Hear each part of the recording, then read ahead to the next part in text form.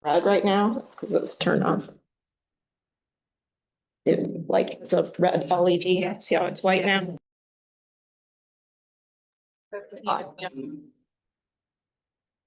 It works extremely well.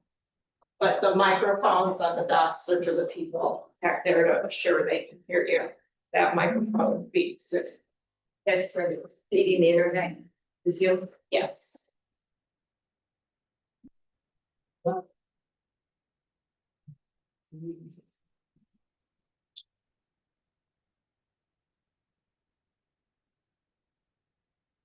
Okay, it's 6:30, so we'll call the meeting to order and rise for the pledge of allegiance.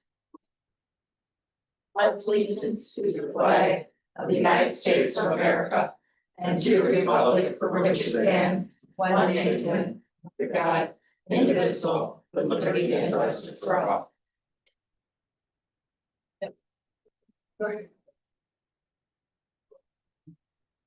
Okay, first we'll do the roll call of the township board participants. Milnick? Here. Kessner? Here. Hoaxma here. Slipsma? Here. Aaron's? Here.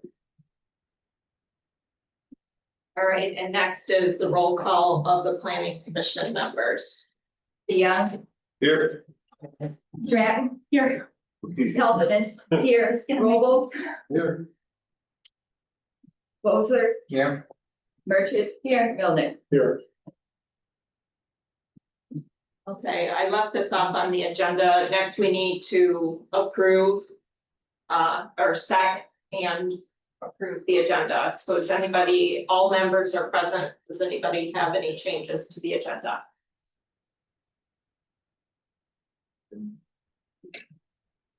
All right, so I do not see any changes to the agenda. Make a motion to approve.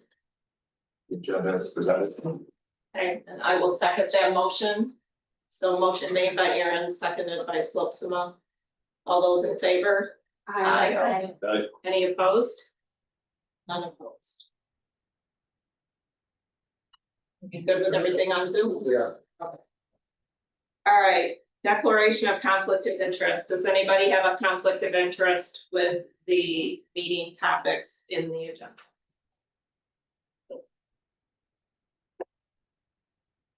Okay, see, no, nothing with the topics that are on the agenda.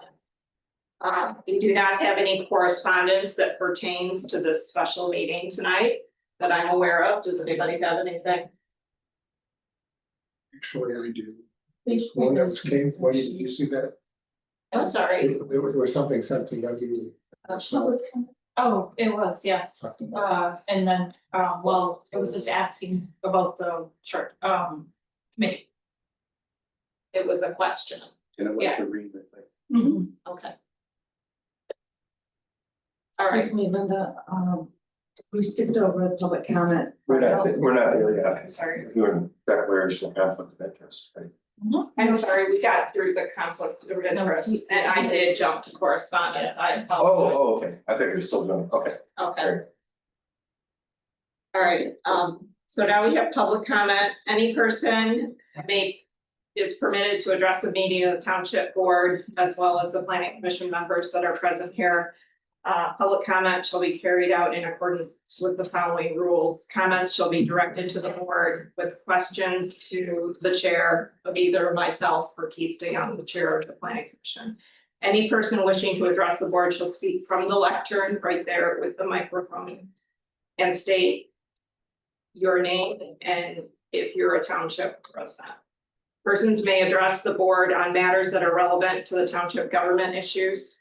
And no person shall be allowed to speak more than once on the same matter, excluded the time needed to answer a board member's question. The chair shall control the amount of time each person shall be allowed to speak, which shall not exceed 5 minutes at this open time. So now, does anybody want to make a public comment? So go ahead and come forward. Okay.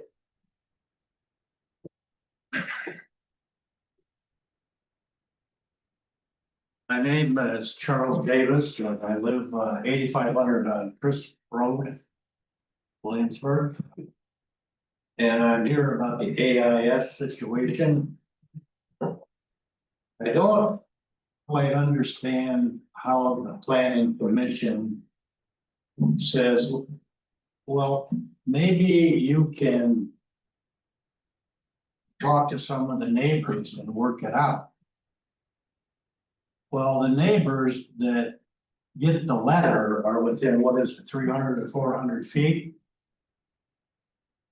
So there's a few of those neighbors. But at the meeting, there was every house, every chair in this room was full. And I don't quite understand why the planning commission said, well, maybe if you talk to the neighbors about this. The neighbors were here in full force. So they just pushed it along. They didn't want to deal with it. The planning commission did. They just wanted to put it away for a while and have AISC if they're interested in doing something else. I've heard since the meeting that they visited and they've come up with a recommendation of burns, some trees and that type of thing. I think that is totally against the zoning in a small community like this to push industrial further and further into the community, where on one side of it is zoned agriculture, but I would say almost most of the square footage already has homes on it. So its zoning is kind of strange to begin with. And then the other is R2, I believe, is in this area. I just can't see why the board would even think of pushing zoning all the way towards Chris Road. It just doesn't make sense to me. I mean, zoning is, you know, and then they only communicate with a few different people. Well, it affects a lot of people. not just a few people that are around it. And I just don't understand the zoning board just pushed it down the road to a few people. And that's not how it should be. It should be the amount of people that showed up here voicing their opinion that they didn't want it. And all they wanted to do was push it down the road. I don't think that's a good thing for our community. To have 5 or 6 people meet with them and try to come up with a solution. But it'll come aboard, it'll come to the planning commission again, and I'm sure there will be a few more people than myself here to speak on that subject. At least I'm sure hoping so, because it affects more people. Just because you don't live next door doesn't mean that you don't hear things and that type of thing. It's sight and stuff. It's just how you want to build your community. If you want to build an industrial, then keep pushing the industry towards where you could have homes and things and people have a community. We're kind of in a unique position to have a small little town still in what's happening with Traverse City. And I'd sure like to keep it that way. Thank you. All right, would somebody else like to make a public comment? Go ahead and move forward.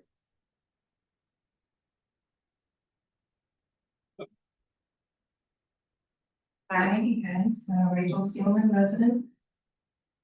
First, I commend the board and commissioners for these joint meetings and their commitment to transparency. As you know, I've submitted an STR ordinance for review on behalf of residents supporting responsible STRs. So I'm pleased to see STRs and the ROS role on tonight's agenda. I've carefully considered community concerns regarding STRs, and I believe my proposed ordinance addresses nearly all of them, excluding specific lake resident issues that warrant further discussion. My priority is ensuring all voices are heard, leading to a fair, equitable, and responsible STR ordinance. For my support to help bring this to fruition, please consider my STR submission a starting point to begin this process, gather feedback, and unite our community, but also please don't delay. My submitted STR ordinance or a version of it should be before the board by September. Regarding the selection process for ROS members, it's imperative to ensure varying viewpoints are represented, including differing economic backgrounds and zoning types within our township. I haven't yet had an opportunity to comment on the recent civil infraction ordinance discussions, so I want to reiterate feedback I've heard. The ordinance must be easy to read and understand. I also urge you to at least post our current general ordinances so all residents fully understand what infractions could be levied against them. Ideally, you'd codify them as you did with the zoning ordinance first, but at minimum post them online as is. Without doing so, enforcing ordinances without full transparency on all applicable rules could lead to further legal issues for the township. Lastly, I believe it's time for a new township attorney. A local firm would make most sense. Thank you for your time. I wish I could stick around, but it's been a long day for me, so I'm gonna head home and watch from home. So you guys have a good one. Thank you. Thank Ms. you. Rachel, could you spell your first and last name? Does anybody else want to make a public comment?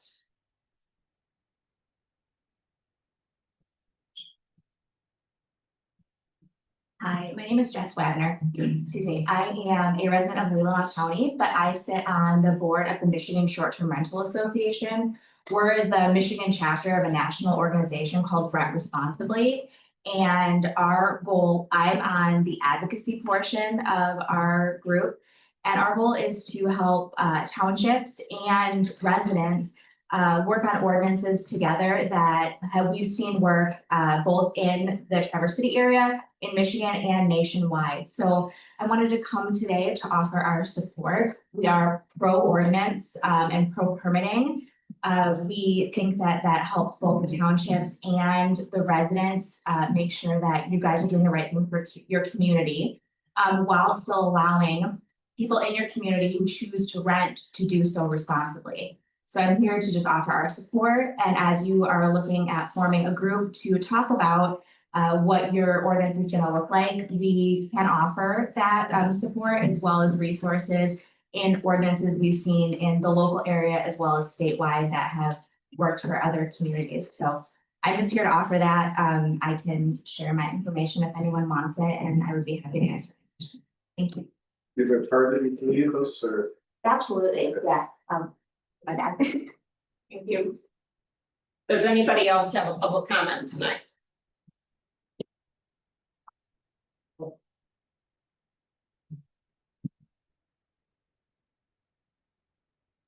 Hi, quick question. In the information about addressing and having a public comment. Sorry, your name first. Oh, sorry, Kelly Jo Bowman. I live at 5149 Benton Road, and then I have a rental home at 5115 Benton Road. Last name BOWMAN. I've commented a couple of times, but not more than once at one meeting. Am I still able to address myself Yes. regarding the stars at a new meeting? Yes. Okay, thank you. I support what Rachel has said, and I've read what was submitted. And I also fully support, responsible star owners and townships working together to come to an agreement on what makes sense for everybody. So I just wanted to come back up and show my support. And I have a long background and history in public relations, sales and marketing as a director for hotels and resorts for over 20 years. I'd love to be a part of the committee and the discussions and think that I could offer a lot of insight. I do have a question. There was a meeting that I was unable to attend. I believe it was on the 7th of May. It came on the 8th, but I haven't seen any minutes posted from any of the meetings in May. So I was just curious if I'm looking in the wrong place. The last one that I saw was posted, I believe, April 18th. Still a draft and not approved. So I just was wondering if I'm looking in the wrong place or how I can get the information regarding the May 7th meeting. I believe you're referring to a planning commission meeting that took place on the 7th. Yes, yes. There was a town board meeting. Okay, that's also not on there. So I just was curious. First meeting since then. But we have an approved 4/7 meeting minutes that were approved in May. And we have listed special meeting minutes from 4/18 that are not. Because Okay, That's not it. so that's what it says, I don't we know, won't see May until June. I think we did approve 4/18 minutes. And Didn't then even address. Anyway, just curious. I'd be interested in seeing what I missed. Thank you guys so much. yeah, we have John, okay.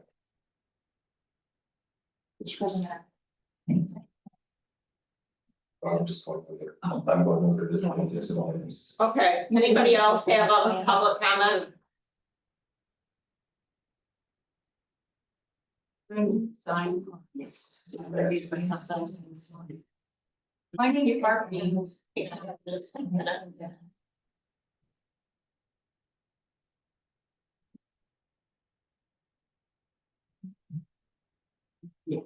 Okay, go ahead, Barbara, thank you. Okay, do we need to get addresses and all? I'm sorry, I came late. Okay, it's just your Party name. is happening. Okay, so you've all heard my opinion on short-term rentals. I'm not gonna go over that again. I'm volunteering to work on a committee. I think they should exist, but I think they should exist with supervision. Supervision is not the right word, but with some guidelines created by a committee with input from many people. I read through the letters like many other people. I can agree and see where there are problems. I also see where there are benefits. Okay, so I would like to help with that and not just be axed off. The other thing that I'm concerned about is the AIS comments. I believe that they are pertinent to our community. Right now, my husband is waiting for a diesel mechanic to come. And he's having to go get money so I can pay him if he ever shows up. We still don't have that shaker working. We need more people trained. That AIS is important to our community. It was there for a very long time. I do not want the education of potential diesel mechanics and people that can do that's not gotten in schools. Why can't we educate the people to support our community? My son, we want him to take over the pre-Civil War farm. Tony is working with him. He's sprayed for 3 8-hour days. My husband's out spraying. I haven't seen him for 3 days. Okay. They cannot exist on cherries alone, as you know, in this economy. So we have a hemp farm. We follow the laws from the Michigan Department of Education. We're highly involved in that. We follow the rules of this township for it. and we short-term rentals. If he doesn't have these things, he's not gonna exist, and I am not selling subdividers. I've already signed over the conservancy, so they're not gonna take over. Well, last week I got like 5 requests to take my land. Sure, we could divide it. I got requests when they saw the survey markers go up for a trust fund. And could we have this little piece over here? Could we have this piece over here? And solar panels to put up in our field, fire them. So that's not my plan for this community. I wanted to stay farming. That's why people move here. They like the rural part. So support us. They exist here. Thank you. All right, anybody else like to make a public comment? Yes.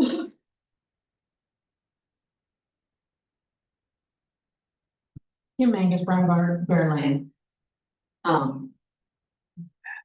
Most of you have heard my opinions on things already. The short-term rentals, I think you have a really good ordinance in front of you. I'd love to see that go through this year, make adjustments as needed as you find out how it functions and works within our community. But it's a really good start at addressing the primary basic decency guidelines of, don't let your trash blow around, don't be noisy, be a decent neighbor. You already have something proposed that really does address that and address it well. As to AIS, for those of you who don't know, don't realize, and I'm assuming almost nobody realizes. The meeting with the planning commission last month was in violation of our fire code. We were in excess. I thought our limit was 70. We were over the limit for this room with the number of people that came in here for Grand Traverse Plastic short-term rentals or AIS. So you had a lot of community input. I'm not against AIS. I too rely on them.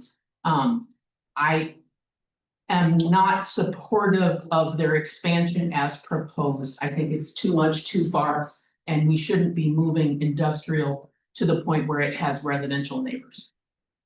So I know a lot of folks were probably upset with me before when I made that statement. I think they should have more land, but not as much as they're asking for currently. But the big thing I wanted to ask you guys is about the new policy and your procedures with correspondence. How many of you have read the correspondence that came in on AIS, Grand Traverse Plastic, and short-term rentals in the last month? When I came in and got a copy of this, it was not included in the packet. So when I came in and got a copy of this, I was told I was the only person that had come in and gotten a copy of all of the letters and all the correspondence that came in on these topics. That's not right. That means, I hope I'm wrong. I hope I'm misunderstanding some of the things that have been stated. But I shouldn't be the only person that's seen this. There should not be a planning commissioner or board member in this room that has not seen all of these emails. We have digital packets. You're not saving paper. There is absolutely no reason to not spend the 20 minutes to scan the correspondence into a packet, even if you make it into like a little separate side packet, whatever. This is relevant information. People spent, in many cases, hours agonizing over what they were communicating to you. Just to have that thrown in a file and not even the commissioners and board members not even had access to that is inexcusable. So please go back. I know this is a new board and a lot of new planning commissioners, but there's no reason not to include all of the correspondence in every packet, please. It's really disrespectful to do anything else. Thank you. Is there anybody else that would like to make a public comment? Can I make another one? Is it? No. And I will add, But that there was was a public 80 comment. pages of correspondence. Charlie, there's another public comment at the end of the meeting. Okay. I'll make a comment that is not involved with AIS. Can I make another comment? I believe so, you're. That's yes, right? Okay, it's up to you. Yeah. Yes. Alright. Charles Davis, Chris Road. Talking about the minutes weren't in the webpage. the webpage is all messed up. And somebody's got to get it squared away. I saw something pop up the other day that said, now it's whitewater.org or something. But I don't know if it's fixed yet or not. And I don't know if that's one of the problems that we're not getting stuff out, but just before I saw that, you could type in, to try to get zoning and that type of thing, and it wouldn't be there. Then the next day it would be there. So there's something wrong with the webpage unless it's been fixed since about the 10th of May. Something's not right. I mean, it's not very good, folks. Okay, thanks for letting us know, Charlie. Okay. Anybody, last call on public comment? See you later. All right. You're welcome. All right, so now we're moving on to the main agenda. So we've got a couple housekeeping things for the township board to take care of before we get into the joint meeting with the PC. So Tim, do you wanna go over, you have a request here for park ranger rehire and some wage adjustments. Right, recently we had our Parks and Recreation manager resigned. And it's been a busy couple weeks, looking at how to dispense those duties and have them covered by current staff.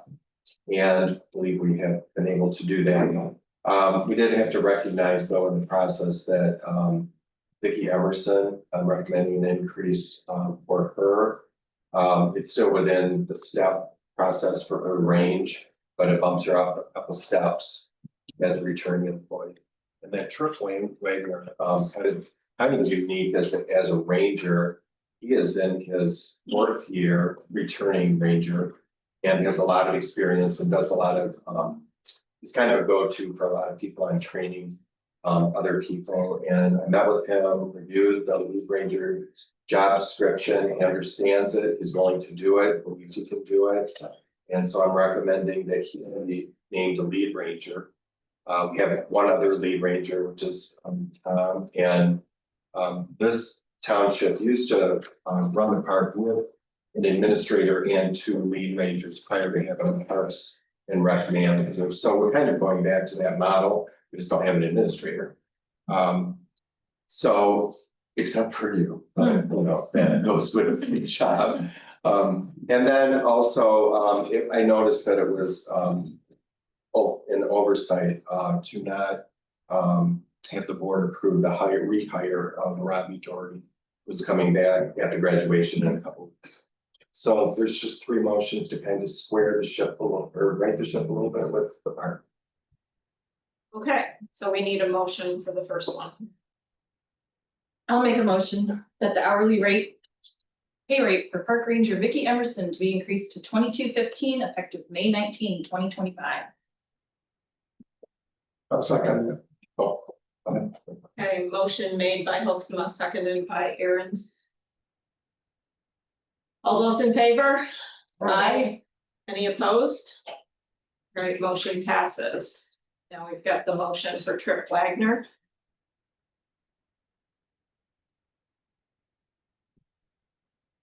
Anybody? I will make that motion that Trip Wagner be promoted to lead ranger position at an hourly rate of $23.78 effective May 19th, 2025. I'll second that. A motion made by Slopsma, seconded by Milnick. All those in favor? Aye. Those opposed? Motion passes. Okay. Then the last motion is to rehire Robbie Doherty. I'll make a motion, the board approves to rehire Robbie Doherty as a park ranger at the rate of $20.26 per hour. Can second that. I think I'll have to. Okay. Nice try. All right.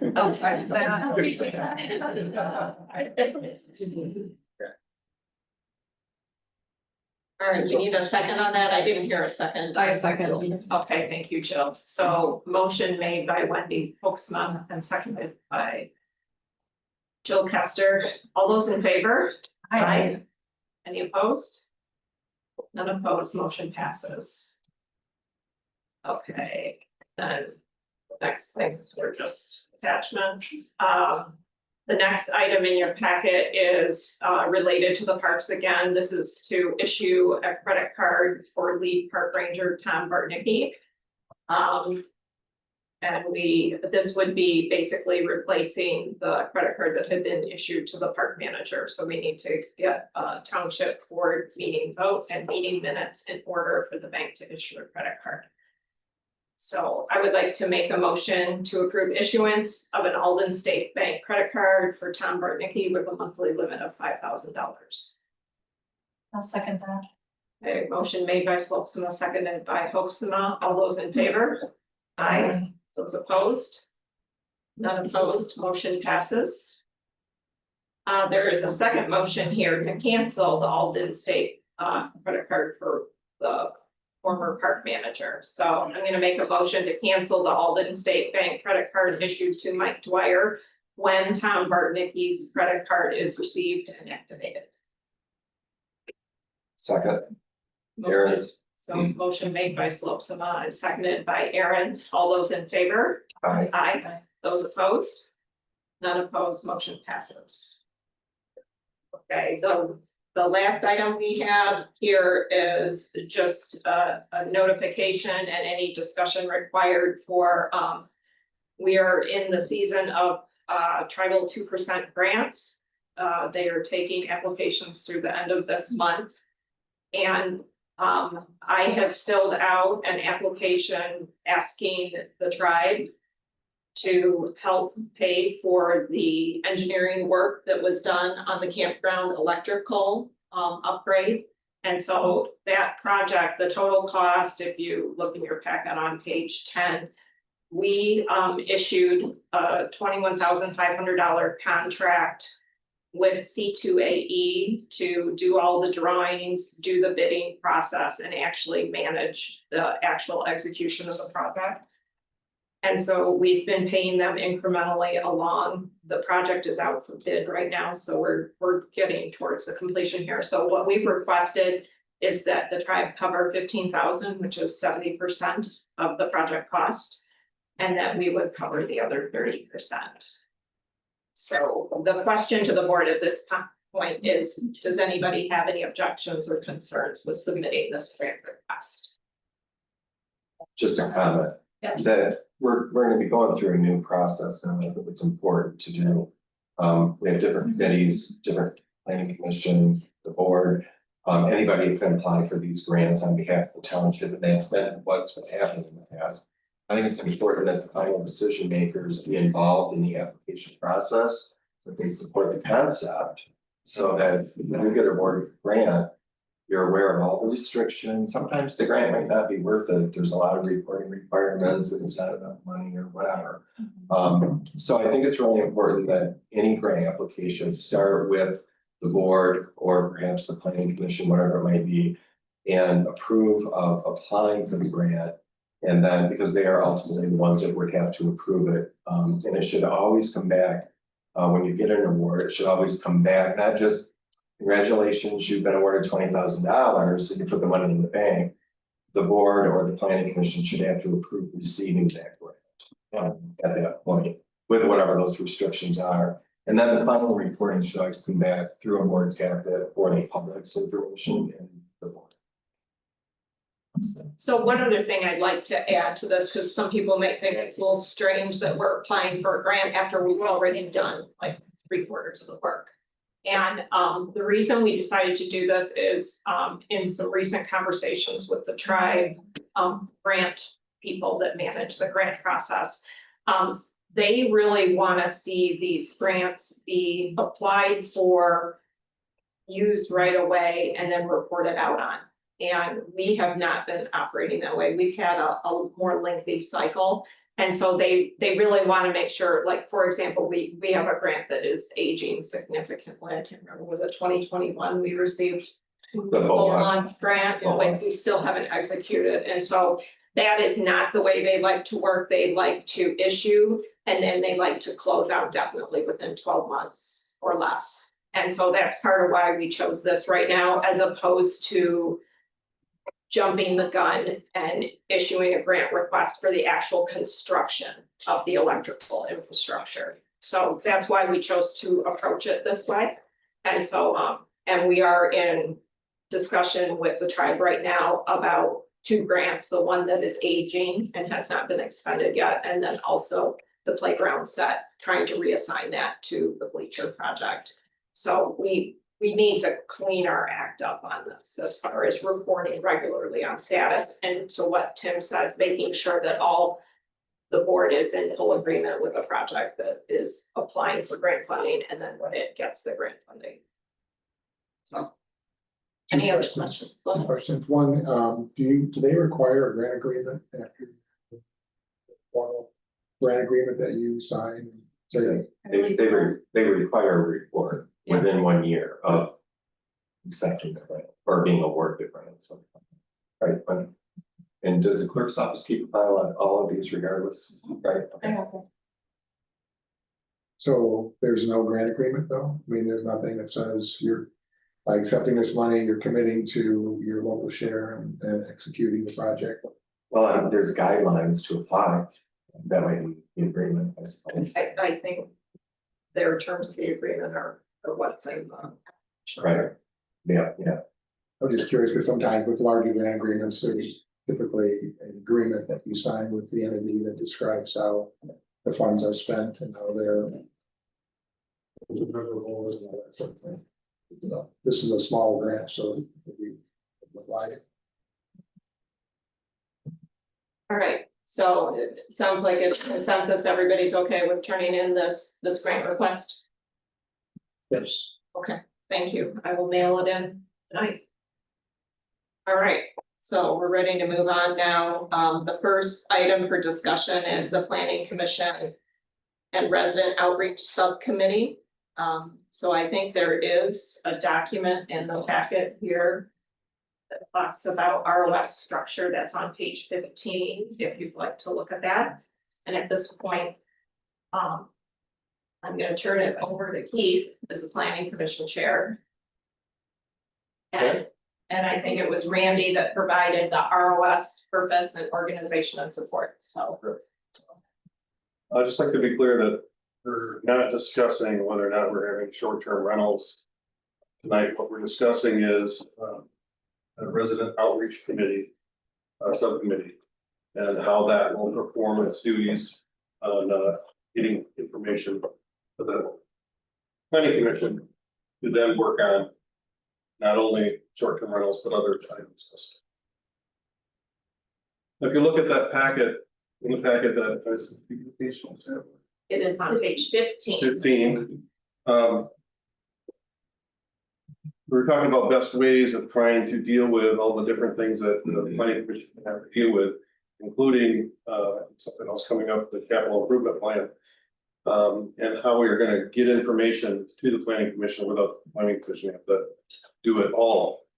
And one of those that worked really well last time was the ROS committee that we had that worked for working on the master plan. So we'd like to again create an ROS committee, subcommittee for the planning commission to take up a few projects for us. A couple of them that we know about. There's the short-term rentals, probably this capital improvement plan, and I think there was one more that we talked about. Private roads. For instance. Green has graciously agreed to be the chair of this subcommittee. We were thinking of hoping to get at least 5 members, including Green. If more, that's great. Looking at trying to get people that have some experience in gathering information for whatever project that we ask them to do. Do you have any questions on this? I can ramble on, so. Well, I have some, so yes. That's a little different than what I was thinking that. So you're going for an ROS for any issue over maybe the next year or two for the planning commission. Right. So The next year. the next year. Okay, so we've been kind of hearing obviously about short-term rentals, right? There's people that are very passionate on one side or the other on that issue, and I would always look for a balanced committee, right? But they may not be so interested in private order. So, you know, so if it's for other issues, they might not want to do it. So I get that, and that's probably okay, I guess, but so is that kind of the thought that we may not even, you know, if we talk to these people or interview them or whatever it might be, we may not even know the issue we might ask them to tackle. They're just gonna be a citizen volunteer and here's the facts and do some research and report back. Is that Correct, well, we have a few, you know, that Right. we know about, right? Right. but there may be others, we don't know. So, How were previous subcommittees picked? the rest are volunteers and then they were going through and, waited on the committee. We have a few members here that were on that committee. Probably good. Yeah, Brad is sitting there, he, chaired it for quite a while, beginning of it. But it was created just. It was like the created, marijuana thing, wasn't there one for that too? Or, It was created specifically to reach out to the public in terms of getting public input to the master plan. We knew that we were likely looking at a new survey, developing new questions for that, executing the survey, and then also handling 2 public workshops, which takes time to organize and so forth. So the ROS committee took those 3 major tasks and then delivered to the planning commission the results of those 3 efforts. okay, we did have another committee also at the same time, which was working on the ordinances, which was working on getting the ordinance approved through the court. There was some research that was done with that. That's not what we wanted to get into this time. We didn't want to get into multiple committees. We wanted to try to have one committee.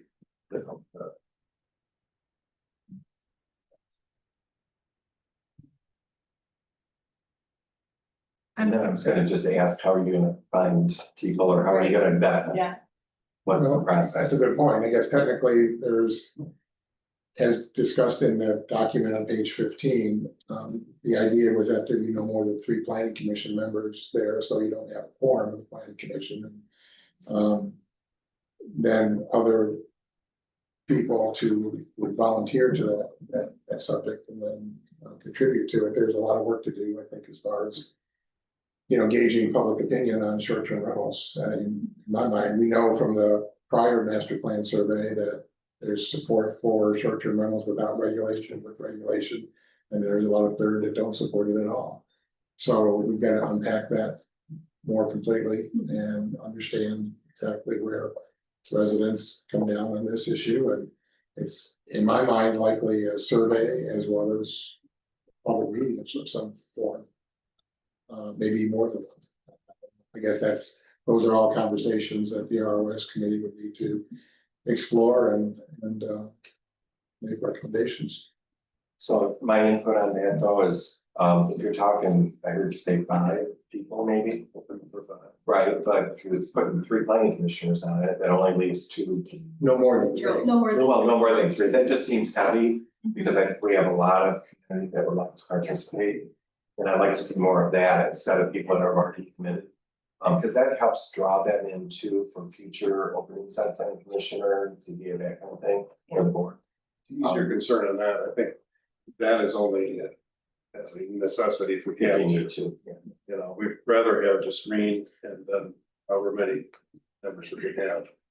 And even though we had a set number on the ROS, when we had our meetings, there was another 5 to 10 people. And we just said, you know, if you have any comments, just give them to us. It wasn't like we're just the 5 on the ROS.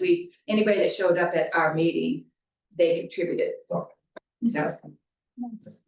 What is a manageable amount on the committee? Because there's a lot of people that are pretty passionate about, at least one of these issues that, what would you feel is a manageable amount? Because I guarantee there's probably more than 5 that will volunteer. Right, and I have started speaking with some people. I've spoken with Barbara on the phone. I spoke with another woman who had sent in a letter expressing interest, and I think I'd be comfortable with 7 people. There is a lot on the master plan ROS, which Denise and I both participated in. The workshops are very they require strong support. So in addition to hopefully having funds to hire somebody to help us create the workshops like we did for the master plan. We also need the committee, mixing with the public in smaller groups and taking notes and bringing all that information back to the meeting. So I'd hope that we could get, more like 7. My gut tells me that it just looks like a tremendous amount of work for one group to do as volunteering. I mean, this looks like months and months worth of work and a lot of work. What is your opposition to having multiple ROSs to tackle each one of these individually? I'll let Keith answer that. Yeah, it gets a little bit, a lot to handle when you have multiple. We're trying to, like, we wanna do it in steps. So we'll pick whichever one we're gonna do first, or whatever information comes back first that we can deal with. And then move on to the next or the next. It's not like we can do it all at once anyways. So if we have these multiple committees and then they all come in at once, it's really not gonna help us any. So have one committee that we can structure, that we can set a timeline for them. This is where we'd like to see this finished or this part done, and move that forward. I think it will help us as a committee. So you're basically saying you look at it as they would do some of these projects successively, like do one and then move to the next. Right. And if we have attrition, we would look for more people to take those spots. Yeah, because it seems like people would have a passion for certain issues and not others, and it might. Or just burn out. Yeah, So. yeah, because It would be our hope too that you're picking unbiased people, not one way or other, too passionate about one thing. Correct. I mean, you're gonna have, you can't say, well, we don't want anybody that isn't, like, for instance, short-term rentals. You can't say, well, anybody that has short-term rental can't be on it. Why? Because there's also people that don't want short-term rentals, so you're saying that they can't be on it also, so. If there's We try to find somebody that's not biased either way. Right, they can have an opinion one way or the other. It's just whether or not, it's the same thing if you go to a jury, can you make that Right. in your mind, can you be non-biased? Well, like Denise said, though, they can always sit in the audience and be given their 2 cents, but not necessarily be the fact-finding people that are not gonna be unbiased. Right.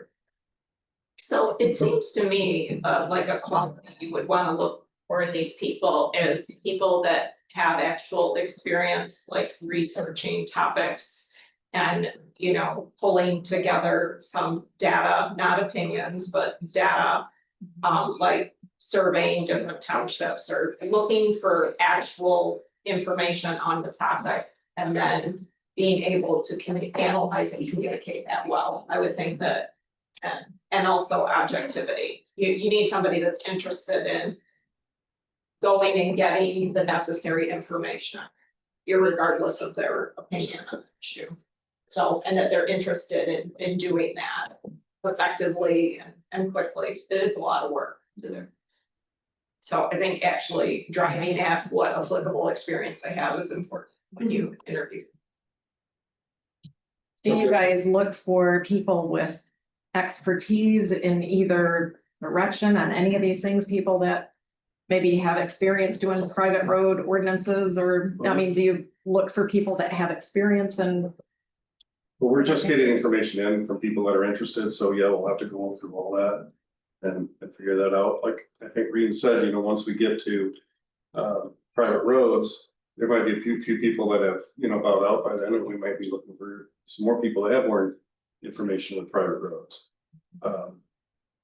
It's just gonna be a fluid board that we're just gonna have to work with as we go. How are you volunteer. prioritizing what they choose first? Excuse me, How are you prioritizing what they choose to do the first? PC will decide that.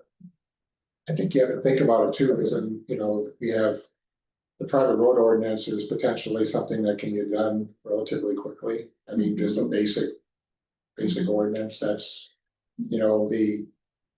Capital improvements plan, which we'll talk about a little bit longer, is likely a much longer kind of proposition to get that developed into a short-term rental.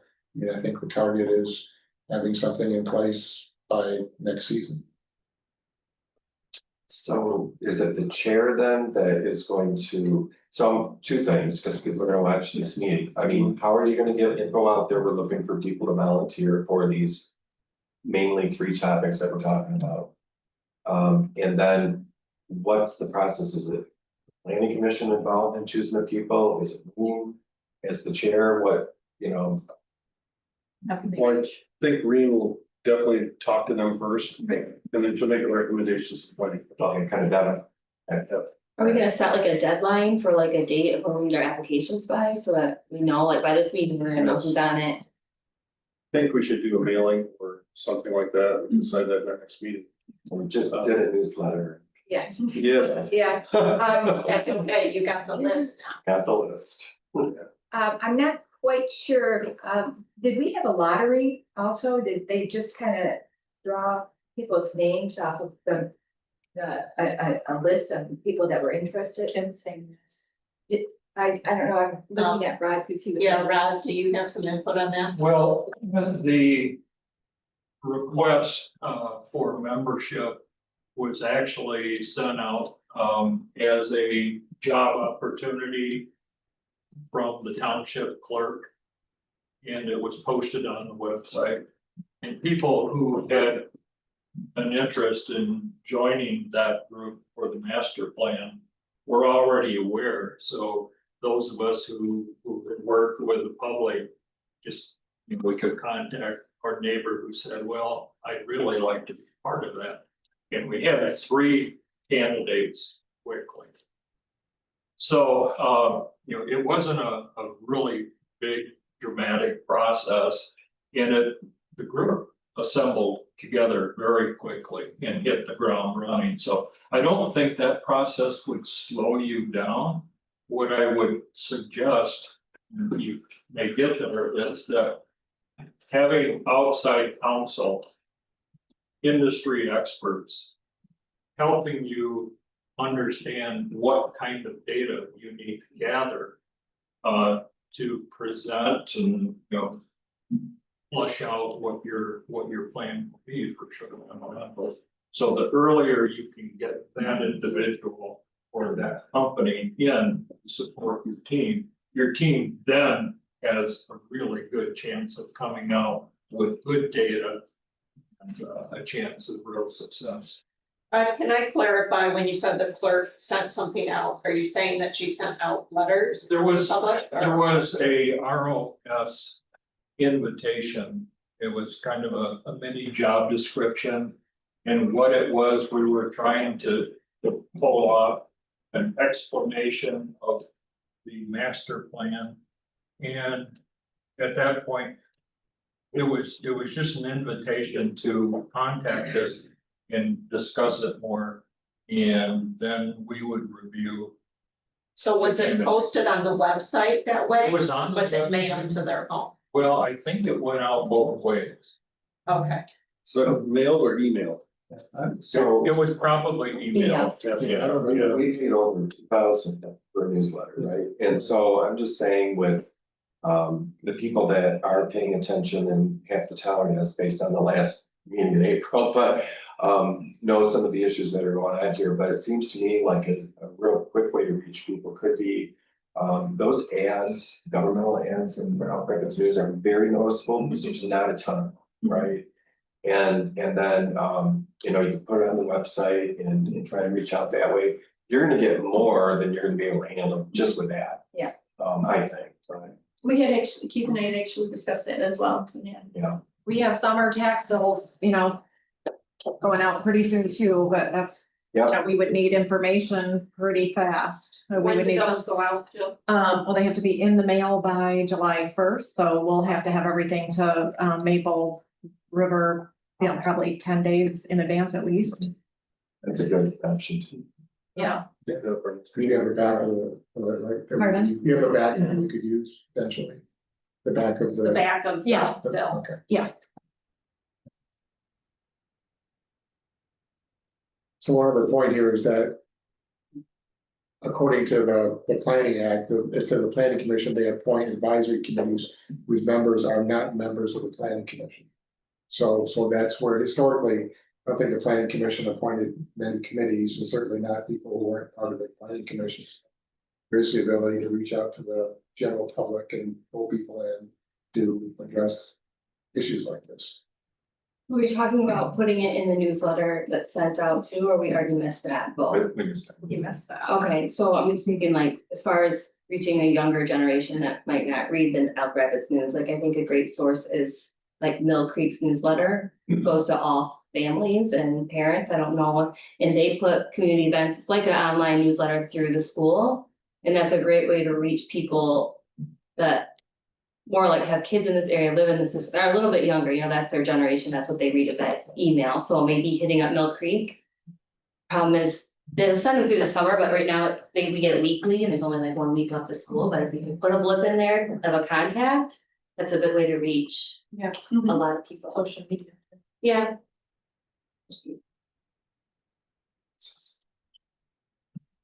No, you don't.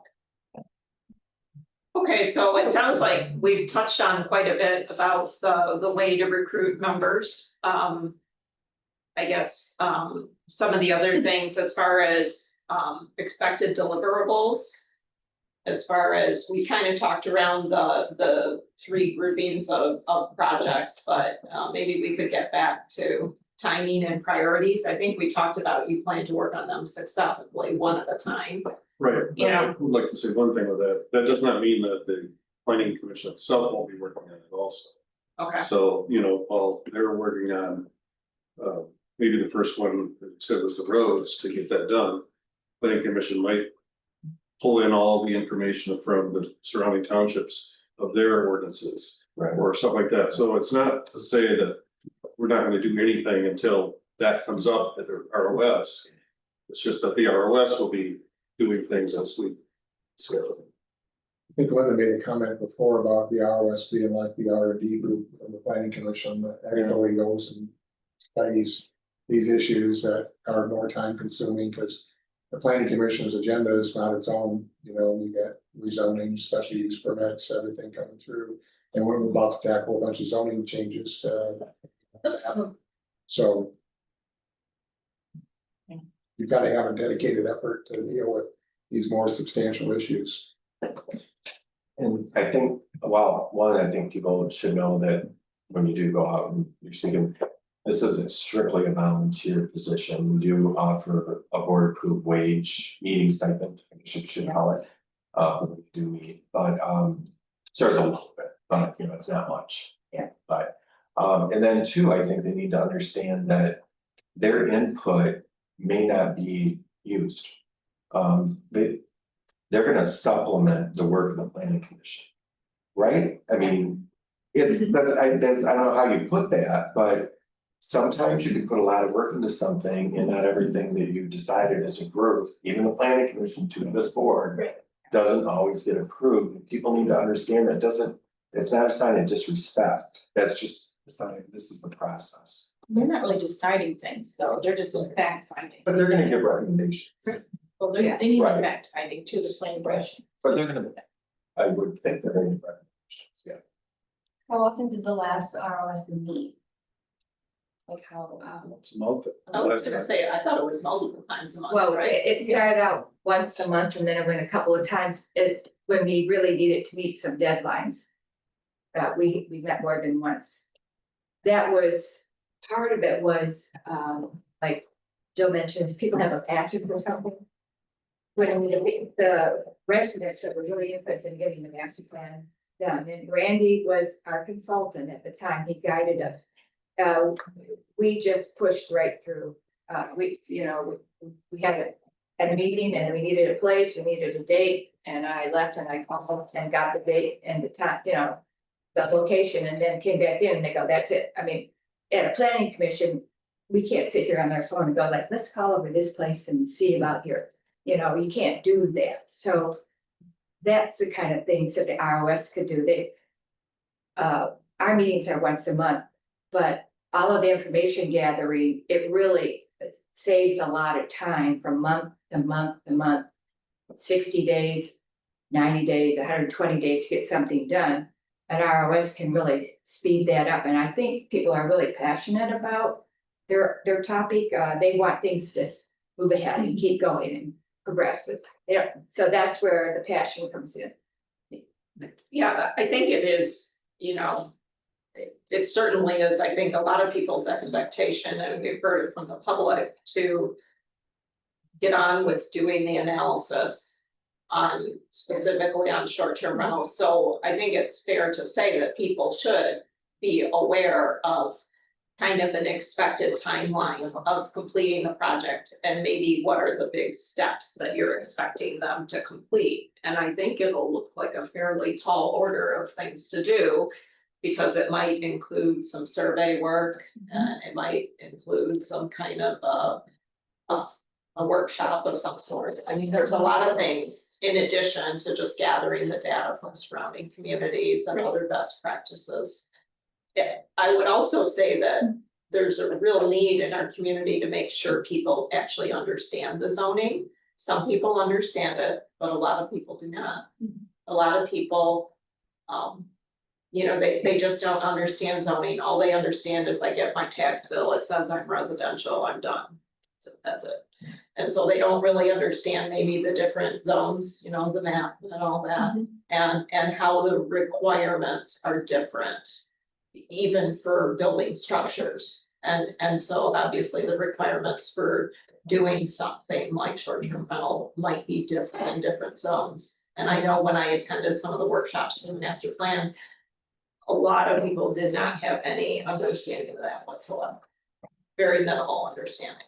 Right, right. I think the idea of the districts and those, the specifications of what's allowed in those districts is something that might be a good starting place. And I think a survey is definitely a good starting place. And I picture more than one workshop. Because I think that in terms of, we're just talking about the short-term rentals, I think it's gonna take more than one workshop for sure, because it is such a passionate topic for so many people on both sides. So on that though, I know we've talked a lot, and I read the whole master plan as well, and saw a third regarding short-term rentals. But that survey was not focused on short-term rentals, it was focused on the master plan. I will assure you, when you send out that was specifically focused on short-term rental, you're gonna get a lot of feedback, and I don't know if it's gonna be a third. I have no idea, because we didn't, you know, a lot of people, I even talked to my neighbors, they didn't fill out the master plan survey. Yeah. You know, but this they probably would be more passionate about me, I don't know, but. So I would just say, if you're gonna do something to tackle a big issue like that, I think it should only be that issue, if you're gonna send out a survey. I agree. And I think that's what Keith is saying is, that's why when we say if there's gonna be a workshop, it's gonna be a workshop that's focused on short-term rentals, for instance, and the survey will be just on short-term rentals. And then once we've closed out that with an ordinance that's been voted on and you know, move forward with, then we would do this, you know, possibly the same sort of thing for whatever the next topic is. If it's the capital improvement plan is definitely gonna require workshops. So to me, that seems like that should be a different ROS committee. I think you've got short-term rentals, it's one group of people, it's a totally different concept from capital improvement plan that I just don't see the same, you know, maybe the same passion you're gonna find for both topics. So it almost seems like that should be two separate ROS committees. I agree with that too. I'm thinking that all the marketing for these different groups could be done together, that we need these outreach groups for these three things. We could do all that together, but then get your people that are passionate about the roads and SDRs and master plan, and then form those committees, you know, when you get those volunteers. The master plan's done. Not the master plan, the capital improvement, sorry. And couldn't one person from the planning commission head up each one of those ROS? I can tell you we had two going at once. At one time with the master plan and the ordinances, it was a lot. I can't imagine having three. we could do it still successively though, couldn't we? You know, with whatever we tackle first would have its own ROS, and if some of those people want to continue on the next one, but we could advertise again for people for whatever the second That's topic. kind of more what I was hoping for is the one ROS committee. And as we move on to topics, you will lose some people and you can get some new people on that specific topic, but to try to get to manage 3 ROS committees, it's a lot. Yeah. I only think though that you might lose people that could contribute on the, capital improvement plan because maybe they have definite opinions about short-term rentals. And we might lose expertise in one area or the other.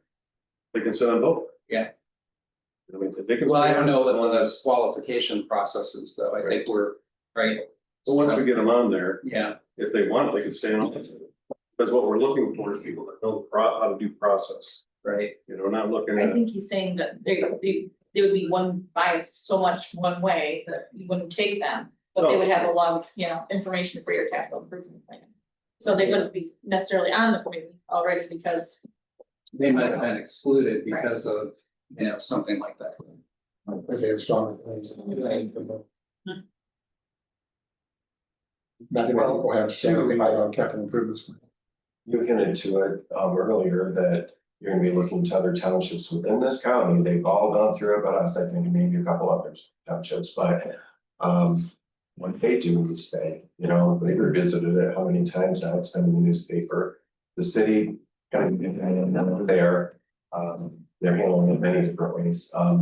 And Peninsula Townships went in the paper, but they all started somewhere. Did they have these ROS committees? I don't know. How did they vet people? What did they do?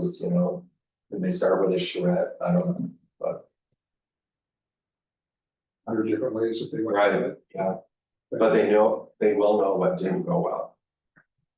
Right. Right. Yeah, that's a really important question. Well, Don't forget to ask what's not everything going that's well. But I think everybody agrees, like getting the word out and recruiting people right away because, I like the ideas that we've gotten already about websites of Rapid News, back in tax bill, Mill Creek. I think we can get to a lot of people just by doing that, right? yeah, we can put stuff on our website, that's all free. I think having like the strict timeline, like when our applications are due, when we're picking. And then, like you said, like a timeline of when it should be expected that our goal is, so. Yeah, they should, I think when you're talking to potential people, they need to see like the big deliverables that you're expecting, like a survey going out to the public and then. Some kind of a workshop and analysis of that data, like a big chunks of things, so that they have a feel for, I would expect them to be meeting at least twice a month, and then they're supposed to come report to you guys once a month too, so that's like 3 meetings a month. To just keep it moving. Yeah, and the other option is that another town.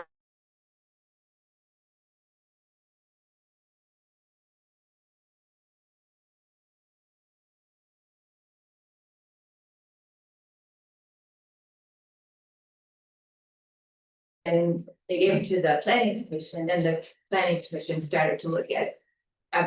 They really don't have to have an ROS to provide information. I mean, you can work in a group on your own and deliver information, so. But an ROS would be more of a formal input for the planning commission. Then when we do get a stack of paper, we can hand them to the ROS. Yeah. Decide for this for us, right? Yeah, that's the whole plan of this is to working our workload a little bit and take all that information and condense it down so we can make some kind of decisions with it. And goal is to, at our next meeting, is to go over this and nail this down. ROS, so we'll be looking at trying to come up with some draft timelines, projects where we feel they should land. Maybe there's all sorts of things that can happen. If they stall on one thing and they have time to work on something else, we'll have everything ready for them in steps so that, they're not wasting any time. We're not wasting their time. Well, can I ask about consulting or support services to help you? There's people that know how to do surveys. And how to make sure we don't have people stuck in the ballot box, so that that's fair, accurate. The question I have with that is, if we cannot find a way to send out a survey and not have to worry about duplicates sending in, you know, 5 people sending in one document, that type of thing. If we cannot figure out how to do that, I think more we should rely on the open houses or the you know, workshops, because we can gather all that information, anybody can come to it, they've expressed their view on it. They come forward, they can, you know, their name and their address, and you can get everybody's opinion that wants to give us their opinion. And I think that might be, unless we can find a way to do it the other way. I'm afraid of just throwing. That's why you do multiple outreach, you do more than one technique, because survey is good, but you only get one question, one answer, you know, it's one time. Question about integrity, you go, and that's great, and you get a number of results, but then you go to a workshop and not everybody shows up, and you get good dialogue going on, so you gotta do multiple things. That's what we did before, and I think we should do again. I think the biggest benefit of the survey is you do get more responses for sure. And making people come to a meeting at a place on a day. I wonder if we could put a questionnaire on the website. Yeah, then you might be able to do that, and you might be able, within reason, to ring out some of the duplicates by IP address. And yeah, I mean, I think but I think you have to make paper copies for some of our older residents that aren't real into the computer. I think the key is you wanna also keep those results separate. I mean, that's based so you don't put them all together with the survey and data, even though it's the same survey, you can say. Our website survey showed this, our mail survey said this, and so we can see if there's discrepancies between the two, and then that helps keep the integrity of the survey intact. I think you can't avoid some dirt in the data, it's always gonna happen, but I'm just saying, you should try and minimize it, you know, and talk to the people that have experience doing surveys to try and figure out a way to try and minimize. I was even trying to tie it to a tax parcel ID number, but someone that owns 10 properties, should they get 10 parts of a sale over somebody that owns one? That's not fair, and then that just makes a lot of work for Andy or you. Well, yeah, if survey companies do barcodes, it seems like they could somehow number these things. Yeah, I think it wraps it up to just say, consult with a company that specializes in surveys, find somebody that does a good survey, good integrity, and just tell you. They'll tell you the room for error. well, so be prepared for some sticker shock, if you're gonna do it with a phone survey. And, you know, people have cell phones these days, not landlines, and so. No, I don't answer the I remember an example not too long ago, it was like $30,000. Yeah. Our surveys through NMC were like 20,000 using their staff. If you really want That's a helpful. really strong firm that does it for political, you know, races and school villages and all that kind of stuff, it's gonna be $20,000-$30,000. If we did something like through Maple River, I wonder if they could just simply number them before they sent them, and then we could look for people to get numbers. I mean, it just can't be that hard. Yeah. We were even talking in Prac, you know, how I guess historically they haven't been able to get very many surveys back. What they've done, their 5-year plans, they've gotten very minimal results. And we were talking about doing self-addressed stamped envelopes in with the mailing that we do for the survey. Just, you know, how quick and easy would it be to just fill it out and stick it in the envelope, and that was gonna cost a whole lot less if we paid for the postage on the envelope than, you know, going to a survey company to do that. Thing, just a real quick easy. Yeah, thing. I mean, So that, it's very someone easy. stole your number. But then what I we didn't got, vote, they took my number. You know what I mean? There's flaws in everything. yeah, Which one of those numbers is mine? I know. You know, yeah. well, we will definitely, checking and try to figure that out. So I am guessing though, if you need some support services like that, is that something that you would need to come back to the board for approval on that spending? We will definitely talk about it at our next meeting, and So Yeah. You can always go door to door with volunteers.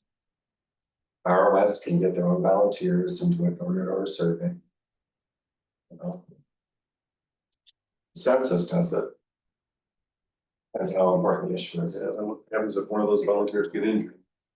Well, I know, We might have less people volunteering. And I know there's some people out there that are that real inviting to anybody walking up to their house. neighbors. Yeah. All right, any other comments on the ROS? Discussion points from anybody? Carl, I don't think we heard from you over there. I'm just listening. You're just listening. Can you hear though? That's what's important. Would, You put 'em on the spot. Okay, maybe from the board. I have a problem though. I can't get on the internet. This is the only agenda I've got. I didn't get a paper copy. And I can't get on, I don't know why. It's the new one. Yeah. I can get the agenda. yeah, the new password, I'm sorry. It's just Like, Whitewater. it's over there, it's. Just, That's well, What is the password? Whitewater. that's what I All get. lowercase. And and you wanna go to the Whitewater guest Wi-Fi. Yeah. It's not showing up, I can't, I'm not online. right? Do you mind? You want me to try? I don't know, it's that never happened before, but I usually get a paper. Well, this is the, Okay. your agenda, like, from the planning, from the word, planning. They always refer to the hard copy. I don't know what's wrong. One meeting. Hey, and I have one meeting here, so Carl, we're getting you online, right? Right. We're getting you online. We're gonna try. All right, so.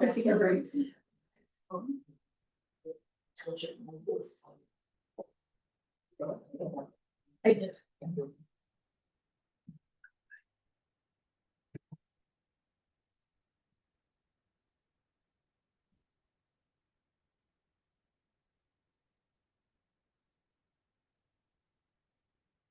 Yeah, what other stuff? And I should do that for you now every time. It automatically will connect to.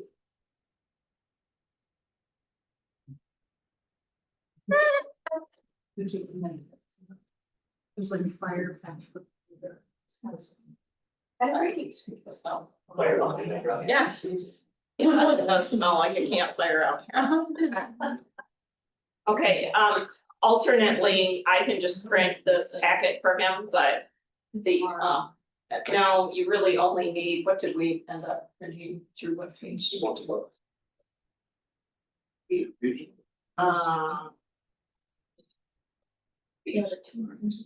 So it was through this page, yeah. So Jill, I'll just print him the packet. It's just, I didn't get. Okay, true. No. Should have been going to.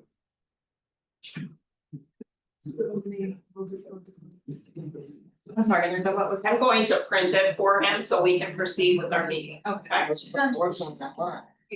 He just wasn't online, he's just now trying to find a meeting. No, they usually do, so. Yeah, I usually have it. All right. Yeah. Please, Doc, can you check the printer? I'm gonna staple through it, please. Oh, I wish they would send it to me. Yeah. Okay, so we're printing that for you, so I would like to reconvene the meeting now, okay? So, like, carry on here. So I think the one thing that I heard here is like trying to set some goals timing wise. So I think we're all very supportive of the ROS process, but then talk about, you know, expectations as far as the timing for the ROS to conclude the short-term rental project in particular. I know that I'll just throw my opinion out there first, that, you know, I kind of at like 6 months that I would like this work to be done in 6 months.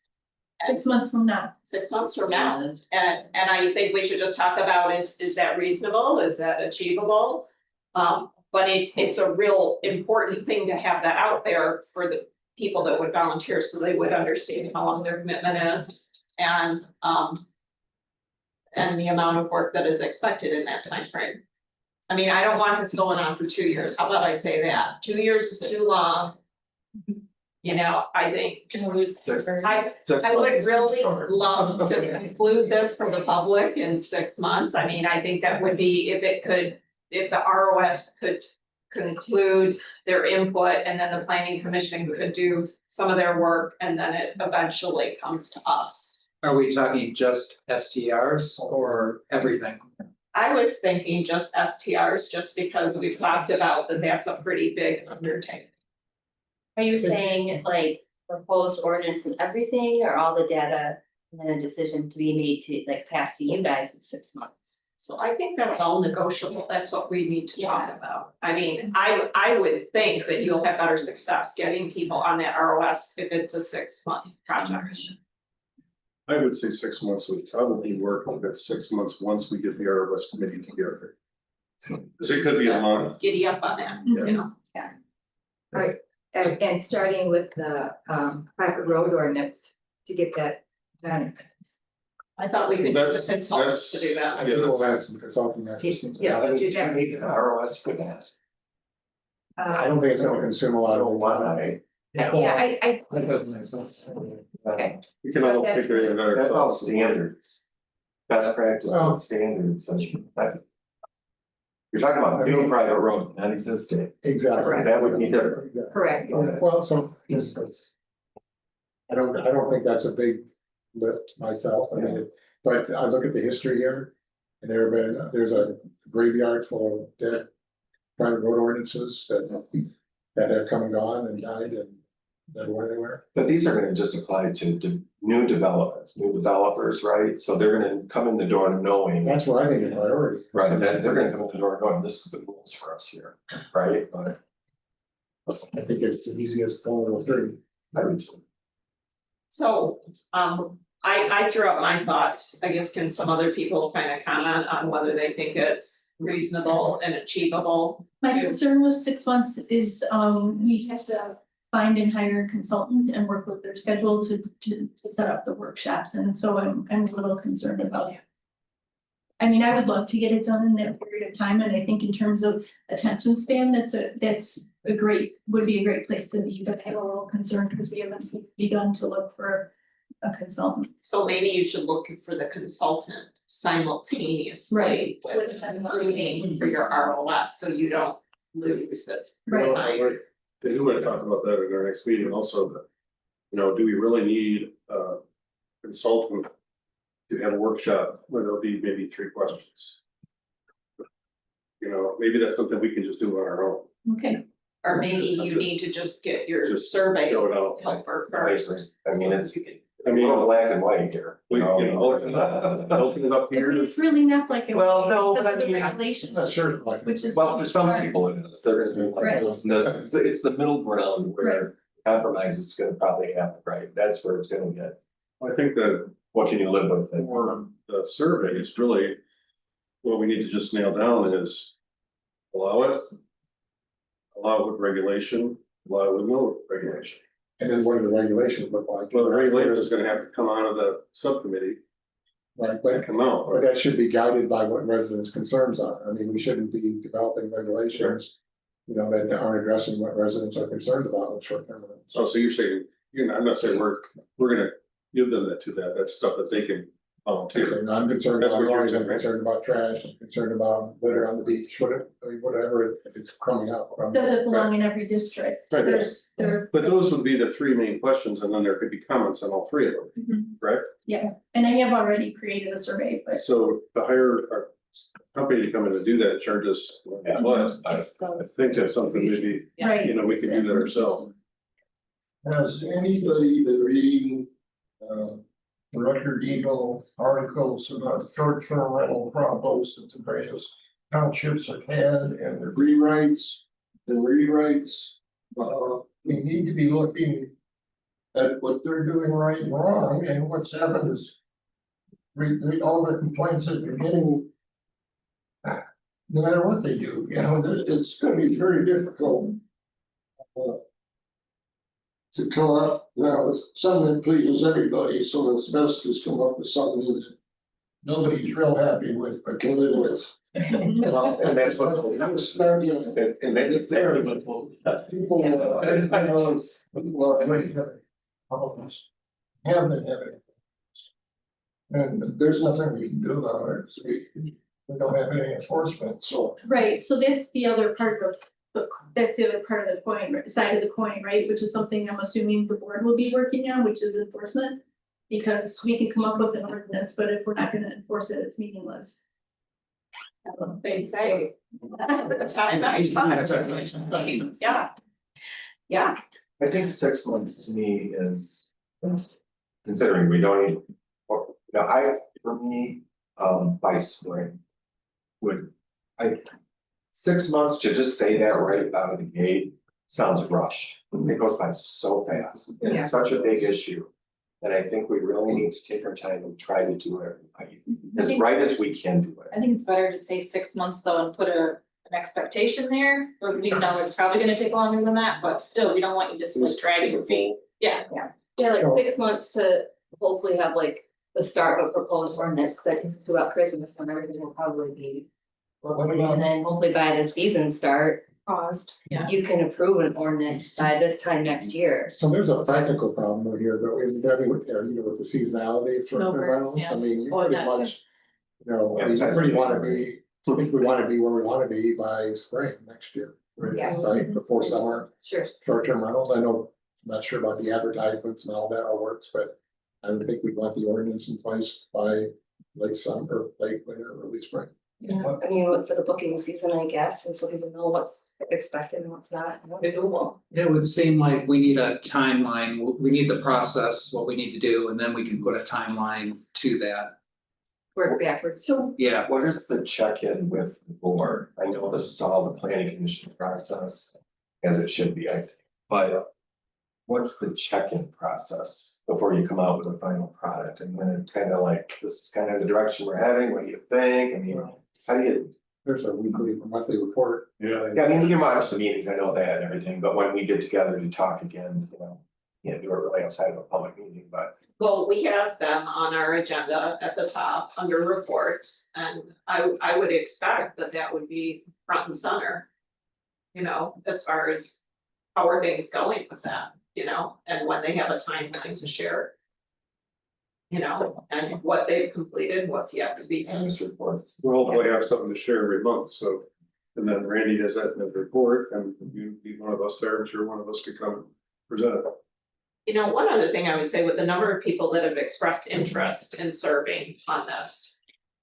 You know, you can divide and conquer and do lots of things simultaneously. You can do things in parallel. Somebody can be working on a survey, somebody can be collecting information from different townships in the area, what went well, what didn't go well. I mean, we know, Carl said it, reading in the newspaper, there's several people that have been, they're at round 3 or round 4 on trying to have something that works for their community. Are you gonna have just You can learn from them. one ordinance for all the districts and any one district to the? Yeah. I think that's to be determined. Questions come up. We're just talking about the process right now, not the rules. Okay, Yeah. so just the process, how do you do the process? And I'm just suggesting you can do a lot of things in parallel, especially if you have this many interested people in serving. You know, you can take your ROS and have a certain number of people work on the survey and other people work on other, Being a lot of volunteers, that'll be a And great just- problem. you know, yeah, it would be, well, I think there's already been a number of people that have raised their hand. Hire somebody. We've heard it today again. Right. So the other part of workshops and all that is the end of September, beginning of October is when people start leaving for the winter. So any workshops in person events have to be before Right. that time period. Right. Now we can do that. And But we did hold master plan workshops in the winter, and we still got a good turnout, especially the one that we held at Mill Creek right after school. yeah, I happen to have gotten a lot out of that. I tried to get in and was locked out, so that's not always the greatest. Yeah. The rock came out of the door. Yeah, I couldn't get in. The school front door was locked, you can't get in? How long do you think you need to like put it out there for people to apply to be on it? Cause then we have to approve those, appoint those people. So like, what's our goal for that appoint, like to appoint them? Like by our July meeting? That's what I would think. If I get, I would love to put something in the summer tax bill, in with the summer tax bills and do, the advertising that we've talked about. And then, give people an opportunity to respond and then do a vetting process before, they're brought to the planning commission for the July meeting. The summer tax bill though goes out July 1st. Your guys' meeting is the second. The second one. Yes. No, because we'll have that. Our next meeting is next week, Right, June 4th. yes. Right, The tax bill goes out when? July. It has to be in the mail by July 1st, so it means it needs to be to the printers at least 10 days before that, so I would say We can- mid-June, I mean, we have like 2 weeks. We can have that to you next week. Yeah, I think the problem is that we won't have that information back before your. By the time they get in the mail. Should I even tax numbers until? I know, so we're converting to a new system, so this will be really fun to get all this done before 2 weeks from now. Just, I'm confused, what are we Right. wanting to put on the tax bill? We were talking about just the marketing for the different, Right, the 3 different areas, the private road, capital improvement. You have to find people that they can apply. Yeah. so we can have that information to you by next week. Yeah, we don't need And then- tons of details at this No. point, we're just Just soliciting. and where to contact, you were interested. Yeah. Well, so initially, I guess I would suggest that we focus on getting something up on the township website and in the Elk Rapid News. I think Sadie The mentioned Mill Mill Creek might be able to website. help you with some communication. But their newsletter, like I said, and for sure I will try to shoot for next week's newsletter, the last week of school. Cause then I don't know if they send it weekly, and if it's just like every couple weeks in the summer months. And we do have a Facebook page that we could put it on. Okay. And the fire department website. You could put them up. I think you just have to hit it hard and, unfortunately, the tax bill, the one that'll land in everybody's mailbox. Manually would be like right towards the end, but you might have to schedule a special meeting to get things. Yeah, it's on the Have to record. decide. One of the things is too, just, if we get a first group, there's nothing saying we can't add a couple more. Right, I mean, I think if you fan it out multiple ways, hopefully people will talk about it. And you just make sure you've got some kind of information. All right, any other last comments that anybody wants to make on our list? We're in about an hour. Any other comments? Okay. All right, let's move on. The next thing we've got on here is the topic of this planning commission 6-year capital improvement plan. I know that the packet was really lengthy, but keep in mind it was just pages that were kind of the instructions, and the rest is different supplemental information and examples. So, Randy, I think you're probably the most knowledgeable on this topic. So, So, the whole idea of a capital improvements plan is something that's embedded in the Planning Enabling Act, and it does indicate that a master plan should have a capital improvements plan with it. It's only required in townships if you have a water and sewer system, which we do not. So it wasn't required that we have one, but if you're a larger township with water and sewer, or if you're a municipality, a village with water and sewer, you're supposed to have a capital improvements plan as part of your master plan. What that does is it looks at major capital expenditures as far as utilities, certainly water and sewer, but also buildings, fire, police, all the emergency services, all the large capital items that local governments have to fund in order to keep their facilities where they need to be.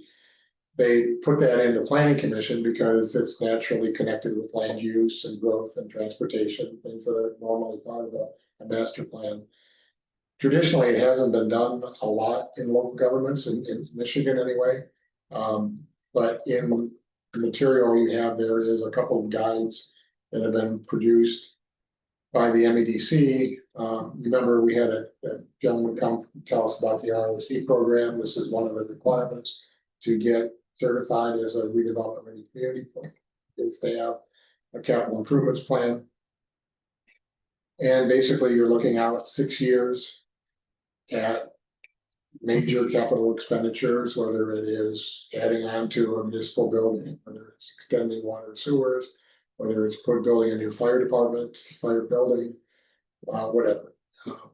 Or in our case, we have a park as well that includes major capital investments, such as the electricity. That's a large capital investment.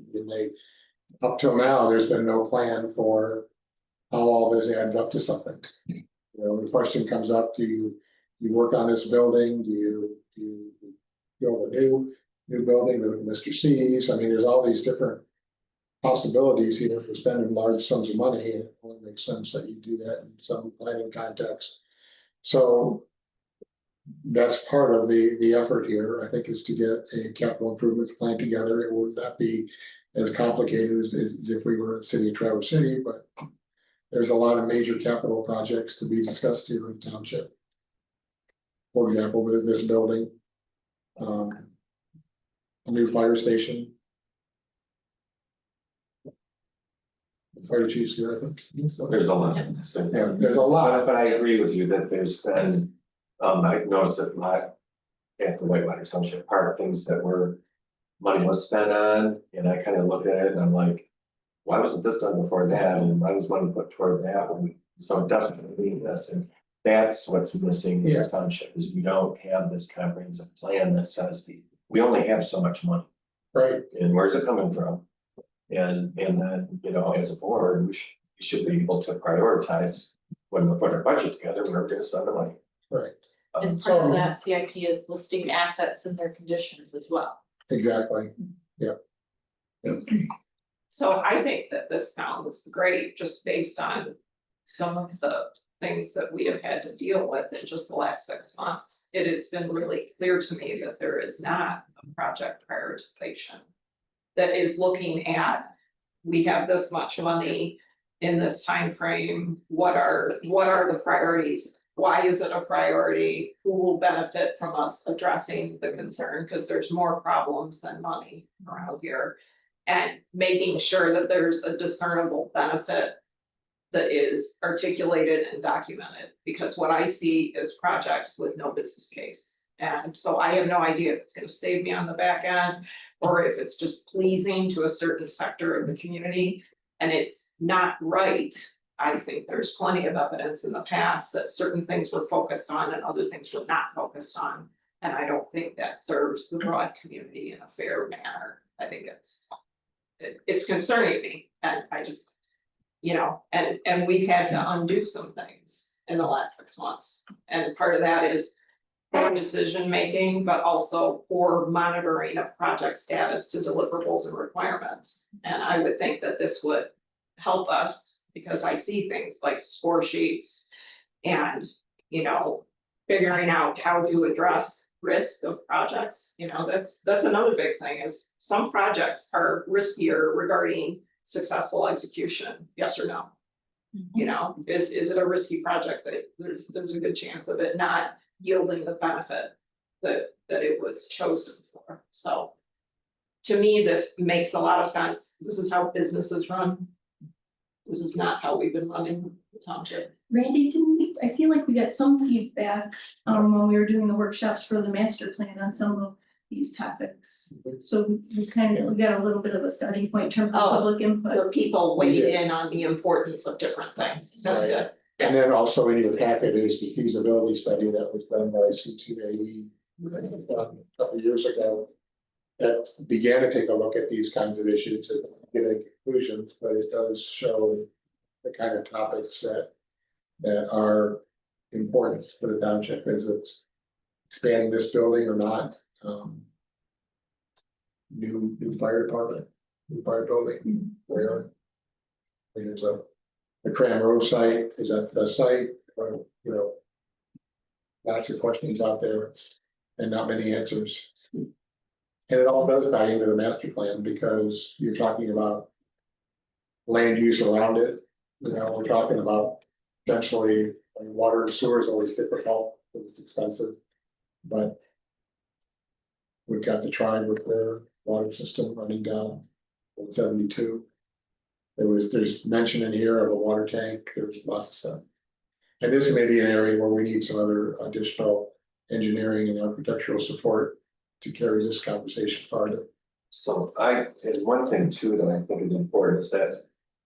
These 5 seats up here, 4 years is all we get, you know, and it goes by so fast. So when you're looking, and I understand like prior boards having tackled Township Hall, Fire Station, all that. They're huge undertakings and their time is quite limited. But I think you can, you know, have a prioritization to a capital fund. You know what's coming on the agenda the next time the election cycle runs around. You know what's expected of you by the community in completing that plan. But it just happens, I think, you know, we elected, it was like, you know, it's like, you know, we're really gonna do some fire station, everybody knows it, got waiting for it, and nothing has ever happened. I mean, it never gets beyond, oh boy, I know, that inwards. Right, so do we program some money to do soil borings out there to see, begin the engineering, the site drawings, so this, and maybe we take some steps in that direction or not? That's part of what goes into this capital improvements plan. We start to, you know, have a vision for what we want and then start to get little pieces of it done and it's adding up to something as opposed to a bunch of random projects that we defend or don't defend. So that's the crux to the capital improvements plan. And it changes every year. Yeah, there's a. So, but again, I think this is an area where we need outside expertise to help us, because I don't know how much office space a township this size needs. This study said more than what we have, and obviously we do, but. How much more? How does that translate to parking? You know, is there a community center attached to it? Lots of possibilities. Well, just an example, we're having a public meeting, they have to have the doors open, it's too hot to build it. You know, how's that gonna work in July in here, you know, but I don't, it's just, it's something. Well, and I think the boat launch project is a good example of that.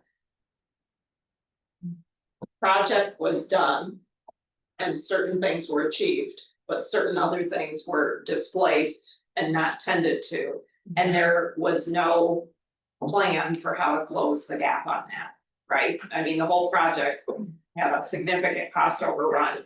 And, you know, all of a sudden the ranger station has been moved around, it's half broken and it's not in the right place and it might not survive the next move. And so, and you know, so we're following up with this electrical project, but there should be a plan as to what we are agreeing, and it's fine if it's phased over several years, but it's just that lack of clarity. There has to be a long-term vision for this. It Yeah. can't be just on a year-to-year basis. Yeah. What's the next Yeah. crisis that we have to deal No, with? I know, what I was saying is it gets adjusted every year, it gets reapproved every year, the budget process. Right. Because new Right. things will come in. Sure. I mean, the plate, some things you couldn't get to, Yeah. some things you move up because of necessity, that's what I. Yeah, but it would be nice to have a more disciplined process, and again, that's how. Companies that I've worked for manage that kind of thing. You have to have an objective way of looking at the projects. It cannot be who screams the loudest, or sometimes even who works the hardest. You know, that advances a project versus agreeing what projects shall be done and why shall they be done. And how much money shall they be allocated to be completed. And making sure that it's balanced. So I think, I mean, as far as. My comments to the planning commission is that while I appreciate the examples that you have here. I wouldn't want you to feel so overwhelmed and overly complicate this, at least initially. These are really big communities that you're bringing to play here. We're a very, very small entity. Yeah. And our needs are not nearly what some of these others are, but they're good samples, they're good examples, but when you start, when I got the package email to me on that phone line. You know, but So Is the funding addressed? How, where the funding would come for the projects that we select as the priorities? Is there, people always want to know, is it going to be a millage or, a tax of some sort or user fee or something that Runs in the project. I think it depends, and I think, but you have to have a plan like that in order to start, look for funding sources. And, there are people that specialize in that helping you figure out how you can obtain some funds. well, we know what our fund balance is. Right, yeah. So internally, we can fund things through the surplus that we have. Yeah. Like some of those other things are gonna be, what's the best way to do it, bond, yeah, millage. that's that we as, we can find the priorities that, or list the priorities as people give us information, but they're gonna ask about how we're gonna pay for this. Is it going to increase my taxes? Yep. And, Changes the priority. yeah, Yeah. But you were correct to bring that up, because I received that personal feedback. Yeah. From people, and about go ahead and do that, just don't raise my taxes. yeah, and we're, if, that we brings in a, charter township or, and we are not a taxing entity, so, I was just curious, I guess. But Well, and more to the point, we do have such limited funds that we have to be very selective about what is the priority. Why did buying this become more important than that? I wanna know when we have to make a decision about buying something, why? And then maybe there'll be an answer. I think it's important to know what we have too. I just learned that we had property on Old 72 last week. That what? That we own property on Old 72. I didn't know that. So last week, yeah. We probably all need to get a little educated on exactly what we own. Yeah. Yeah. Like what are our assets in the township and how are they gonna be used to the best ability that we can, and how are we gonna develop them? And I think, the grants certainly play into this as well. We know certain programs are out there and we know that tap them. I mean, 2% money is something, but then we also have the park and rec grants that we can pursue, Which we haven't, and we need to. which we haven't, no, but And We this will. needs to be on historic register and be granted that way too, to take maintenance of it. I mean, I've already asked Luann, why isn't it? So that's something to, think about too. Historically. It definitely affects what you can do to the building though. Okay, other comments? I guess, what are next steps on this? I know we talked about how, the priority of working on the different things with the planning commissions. This ST. ordinance. I guess I see this as a standing assignment to the planning commission that gets updated every year because it's a 6-year capital improvements plan, but then It's always. the end of 1 year, years, then you're reevaluating the projects and you're shuffling them around and Right. the vision changes a little bit, but you're looking out over 6 years, so this is almost an ongoing kind of effort. I think it's a planning document recommended to the township board every year. So I guess, can somebody educate me, how much has the planning commission delved into this so far, or is I this think you're just the looking at it beginning? right now. Okay, it's fine, I didn't know that we'd seen this early. It's not true because it's partly the master plan, right? So it's partly, It's mentioned. it's already, but they're yeah. not- Yeah, but it's still some of that It's data hard. that you need to take from the master plan and put it into this, yes. And like Green said, some of this data was collected already during the master plan. So I used to put this together with the city of Traverse, including light power. And it kind of evolved into the more formal, bound document that we have today. And they really made it a lot more than I ever did, but I'd run around, I'd take pictures of this and that and make it pretty, and we had articles that were written by department heads about their department. And then what we did really is just go and just, the city manager just said, okay, everybody, what's your wish list? We want a form, everybody said, we need this, Yeah. give a cost estimate. And they had to justify it, and it just through the process with the department heads, it became a plan. And then the manager really was the one that said, this is what I'm gonna take the city commission. But this was all done on Excel, well, Lotus 1, 2, 3 at the time, but this was all done on Excel, your data, it was all Excel, I know, right? I knew all the commands, but yeah, and it was just Word, in Excel, and it wasn't, and that's what all I think, we need not some professional company to put it together, we just need everybody to, the PrAC, the planning commission, the board, surveys to the public, what would you like to see for those more out there projects maybe, but, and not limit just with what you see, but include what you wish you had. Even dreamy things, that you can put way out in a futuristic column. And then you just kind of whittle it down and set the priority with the money you have. And you get two things done, but no. I do also think there's an issue with the overlap between this and the PrAC.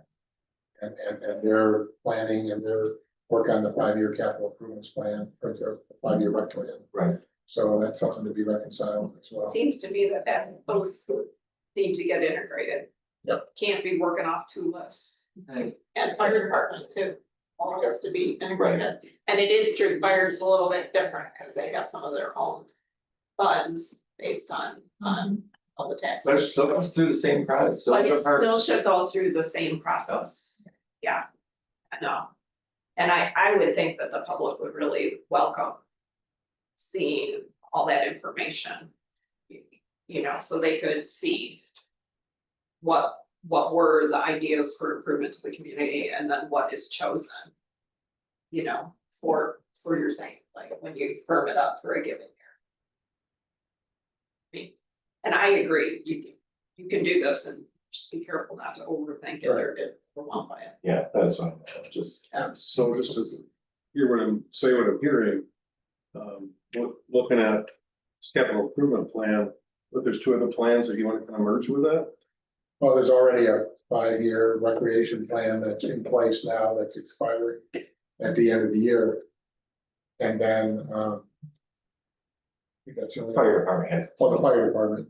But that can just be incorporated, the same thing with the PrAC, with a park and rec plan, which is filed with the state. For grant funding, we don't file it, you just like a grant, that just becomes a department. But that just doesn't amend. It's just part of it, it's just they have their own section. Okay. You're gonna have general. 3 sections. Yeah, you'll have general fund, you'll have parks and rec, you'll have fire, ambulance, whatever it might be, and you just create these departments and you just put the wish list together. Prioritize it. But at least then there's a cohesive document. So that, if somebody else assumes a position, you can actually see by looking back. Right, here's the plan. This is what you were thinking, and that you purchase things in the right order. Like if you're gonna buy something that requires infrastructure, you get the infrastructure in place before you buy the asset. Exactly. Yes. You know what I'm talking about. Right. You don't get prepared for it. So could we request to get a copy of the Parks and Recs one and the fire? Parks and Rec is on the website, and the fire. Yeah. I'll get it to you. Yeah. And I don't know if maybe Tim would know, is there a small community around here that you're aware of that does this? One of the examples is Williamston Township, they have in the packet is a really good one, it's like 4,000 people and isn't it? I'm surprised it's. Yeah. Community. Growing, but Yes. it's Lansing, Yeah. that's 5,000 by They have their 2020. own police. True, but I mean, they even show like what they did to compile the data, they did like application forms and rating forms and. Looks like a good job. Thanks for calling that to my attention. I saw the Owasso thing and I saw the Petoskey thing. I would just try to encourage you not to overthink it going into it, not having one in place at all. And we can always improve it, we can always, you know, it's gonna be it's gonna be a living document.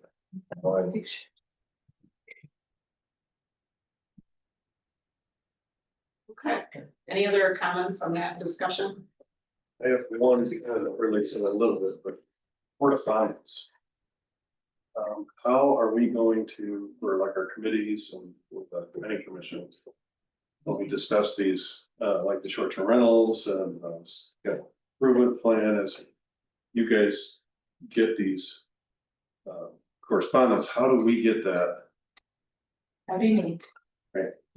So Can what, that, what's been happening lately, we've been getting a lot of mail. right, So lately, Do you mean When- snail mail or email? a little bit of both, but mostly email. So if I receive, many people send the email to all board members.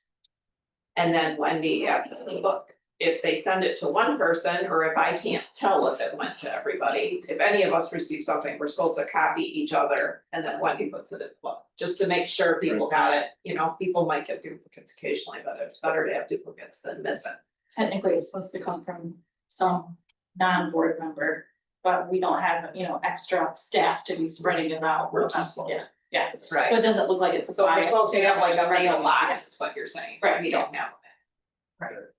We each have our own emails. Just blind And so- copy to us. So right now, that's how we've been dealing with the influx of mail the last couple months that was ramped up. Prior to that, you know, yeah, we would bring it into a board meeting. We don't bring the correspondence into a board meeting packet unless there is an action to be taken. And that's from our policy and procedure manual. That we don't actually bring those documents in unless there's a decision that we need to make at that meeting. The overlay guidelines. Right. But we are getting them, we are reading them, all of them. But I think what he's asking, as it relates to these issues, the planning commission isn't getting what we're getting. So what is gonna be, as they're going into these areas, what is gonna be the standard, the practice to get? So people are sending communications to the board, and we're getting them, but should we be blind copying with instructions not to communicate with each other over email, but blind copying the planning commissioner so they have that information for their purposes? that's a question. Yeah, I think that, I'm not gonna talk for everybody about that, I just think that that would be, a lot to try to process, where I think what you have is a book, right? Is it possible to make two books? That one book could be given to the ROS committee so that they can go through it and actually, you know, rate them or, not rate them, but you know what I mean, put them in columns, you know, for, against, comments, that type of thing. And then if any of us wanted, we could grab that book and take a look at it too. But I mean, are you guys gonna want all those emails blindly sent to you? It's been a while. I was just saying. Yeah, well, I And then you're never sure if you got them all, it's like, I think if we just have a book that we know it came from her, that's fine. I think that, and I think it'd be easy. But it sounded like from one of the audience members that there were things with regard to our public hearing. She, one of our. she was the only public person. Everyone here got everything else. Okay, because I thought I had seen everything before Yes. that meeting, so. Yeah, I think anything in particular that's for us that we have to act on, I'm sure they will send to us. I'm not talking about that, I'm talking about just correspondence that for or against, you know, the SDRs or capital improvement plan, some of this is important to me. Something that, you know, the RS community needs to look at and we need to see to. So Wendy, isn't it so a couple things I wanna make sure people know. First of all, this book of correspondence, this was something that Cheryl Doss did as well. The Okay. public record. So this Yep. is something that's existed, it was not invented 2 months ago. And so, and I assume when we receive correspondence that is really directed at the planning commission, that the clerk would then disseminate that to, I'm not sure if you send it to the chair or if you send it to the individual members. Our planning commissioners, you know, all have emails. Right, To the yeah. township.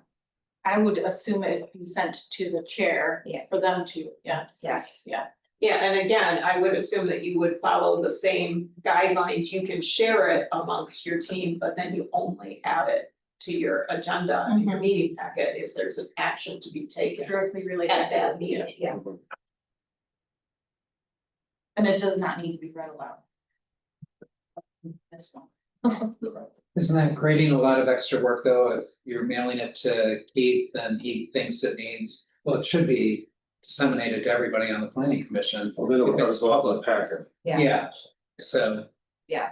Just wondering if it would be more easier just So, to, but that's what you're saying, we wouldn't we're not putting ours in the packet. People are That's just, the actual copy. right, No, just and the if people are agenda. just writing about an issue and they want to inform or their feelings on the issue, those communications are intended for the board. They weren't addressed to the public, they're addressed to the board so that we know how they feel. So they're not really packet material, they're for informational purposes. So that's why I'm just saying, what she would send me right, for our packet would go in the packet, and that's how everybody else would get it. It's really your decision, Yeah, that's what you need to do. what's actionable and what's not actionable. You know, and certainly people have the opportunity to come public comment and address you personally and everything. I thought she was kind of saying that if something about short-term rentals, you know, you're gonna do your ROS, you created it, comes in from somebody to our board. The clerk sends it to you as the chair, then it's up to you basically about whether you blind copy all the other planning commissioners, just let the chair do that, right, when does it? I think we're gonna stick with the book, correct? Just do the book.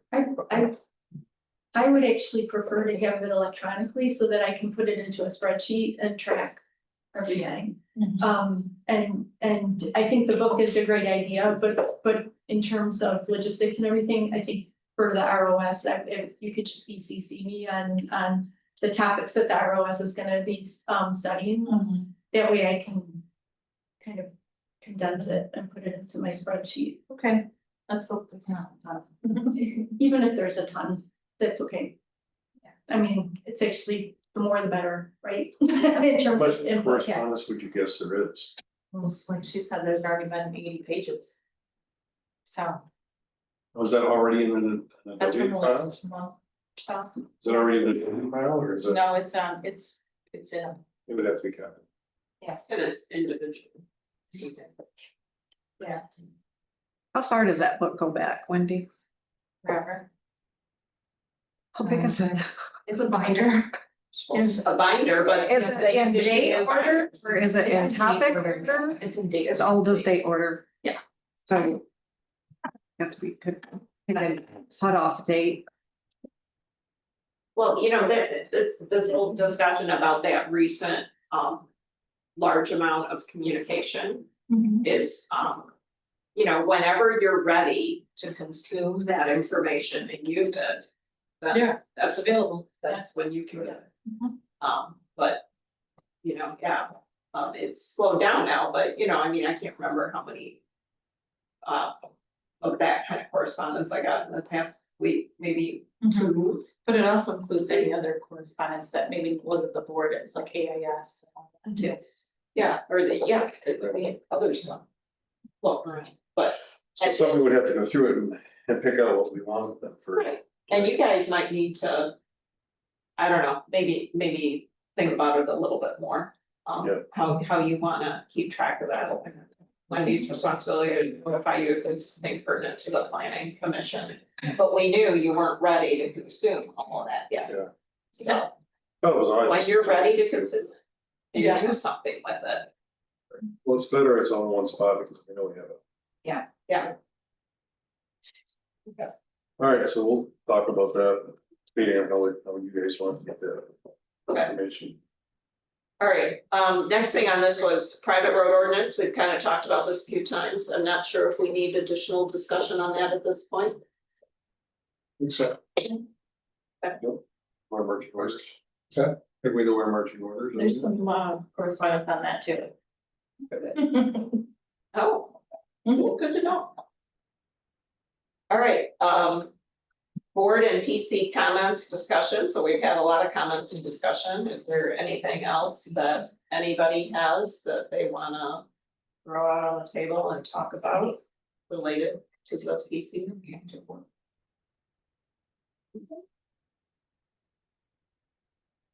Okay, I don't see any takers on that, so now it's time for public comment again. So the rules are the same. Would anybody like to come forward and make a public comment? And there is a 5-minute limit. Come forward, Sue. If anybody is online, they could raise their hand. No, If you don't do that. oh, you don't really chat. Oh. I am Sue Melnick. I live at 9304 Boulevard Oaks. Couple of questions. So I'm not clear on a couple of things. So is there one ROS committee that's addressing those 3 topics, for example? And people kind of float in and out of those committees? Or is it 3 distinct committees working together? I'm not quite sure how that's going to go. So I wasn't clear on that, so maybe you can help me with that. And comment later, I guess. The selection process for the ROS. Is it only around interest? Or is it around, someone said, I think, experience as well? I think there could be a bias one way or the other. I think it's going to be, it's like when you interview people for a job. I really think that you have to ask the same questions of each person who is applying for the board for this ROS position. So is it going to be ranked and weighted? I don't know. I don't know the selection process, and I think that's really important to determine upfront before you start talking to people about that position. Survey, I heard that, hey, there's 3 questions. I mean, you know, or 3 distinct groups. You know, some are for short, this is relative to short-term rentals. Some are for, some are against, some are in one way or another. The master plan asked 1 question about short-term rentals. 1. People were either for, against, or some kind of a commitment or some kind of a guideline that they needed. I think a survey is critically important to be done professionally. I know it's going to cost money, but you have to ask questions that are certainly unbiased. And so they are created, I mean, the surveys that are done in such a professional manner that they ask questions that are unbiased, that are really gaining the information that you need. And if you don't ask the correct question, you're not going to get what you want.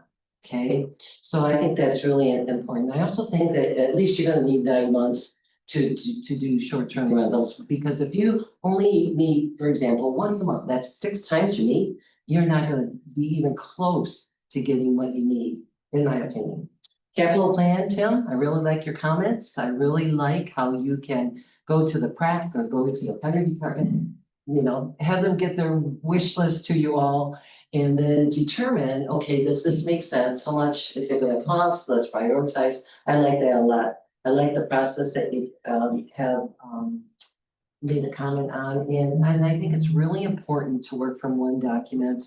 I really truly do, because when there's multiple, people are confused, the residents are confused. So, and rumors start, and so I think it's really important to have 1 document. Private road ordinance, don't know a thing about it, so no comment there, but thank you. Thanks, Sue. All right, who else would like to make a public comment tonight? Yeah, hey, you're back. Yeah. Thanks for coming back. Came back, Steve. Well, I voted for a while. Couldn't stay away. I did. Maybe Charlie Davis and Chris Burrow. I'll see it corrected, slurring the words or something. But 2 things. Once, when I went home to have a snack. Yeah, and I punched in, you know, Whitewater Township. Can't get into the zoning. And I didn't see any minutes, like Kim said, of the planning commission or your last board meeting. Yeah. I didn't see that in. So it really needs some work. And so you're talking about money, I think you need to spend a little money on the, you want to say, communication systems between the constituents and board and government. The next thing is, it was spoken here in the AIS situation, school. Okay. I don't know who's putting up the money for this school, but the school has really nothing to do with it. You know, they are going for an industrial situation. They're not going for a school thing, you know? And they've got other schools that said, well, if you do this, it'll be great, right? Well, you gotta have them put up a bond to make sure they do it, you know? And then if they don't do it, you've done two things. You got bond money you can deal with, and you've already okayed the zoning. It'll stay there for a long, long time. So I think you have to separate, there's three things. They're a great company, no doubt about that. I've been in construction business my whole life. I've been where you people are sitting, and I've been on the other side. And I understand what they want to do. But there's two things. They're using the school possibly, now don't get me wrong here, as a way to kind of edge people towards the land deal. Now, I'm not saying they're bad people or not, because I think they're good. I've rented from them to myself. But you know, you can't do the school, it's industrial that they're after. They're after the industrial zoning, not after school zoning. And if the school doesn't work out, or all of a sudden there's a crash in the market, we've all been there in the 70s when interest rates were 20-some%. 2008 was a kabobble. This thing could all collapse. We don't know. So you've got to really think, if you're going to do this and allow that to happen, it's done for quite a while. To get it reversed is probably going to be near impossible. So that's all I got to say. Thank you. Thank you. Who else would like to make a public comment tonight?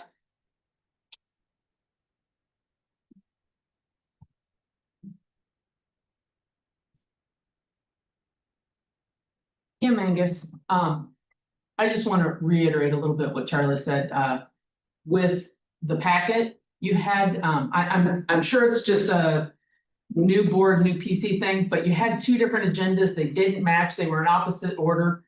In the past, we've always tried to get the two chairs would agree on an agenda and agree on a packet and post them in both locations. Because having two different packets, I looked up the PC agenda, I found the PC agenda, there was no packet, I assumed there was no packet.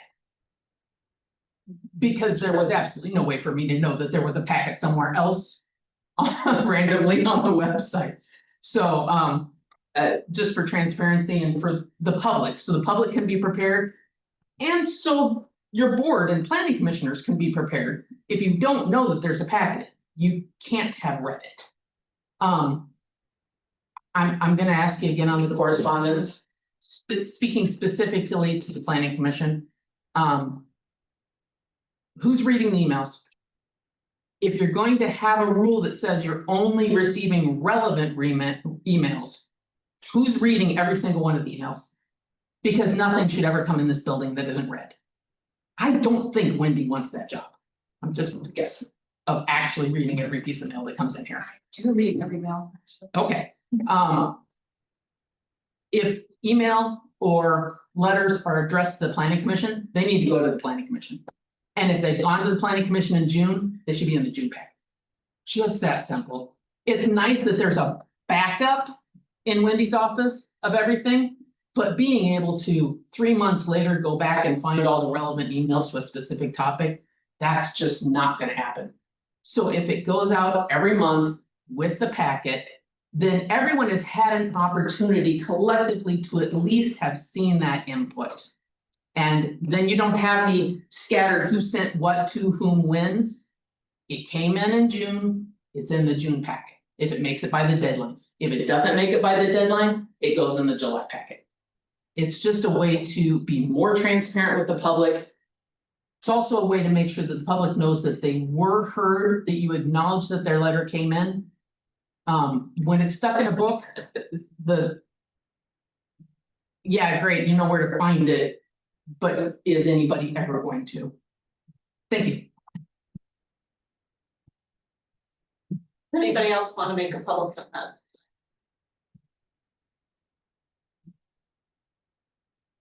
Okay. Need a motion to adjourn. I'll make that motion to adjourn. Second. Okay. All right, motion made, and then all in favor? All right. Second. Okay. All right, thank you guys. I forgot. We have a new network for that, but now we're in a new one. It shows automatically. So it says me.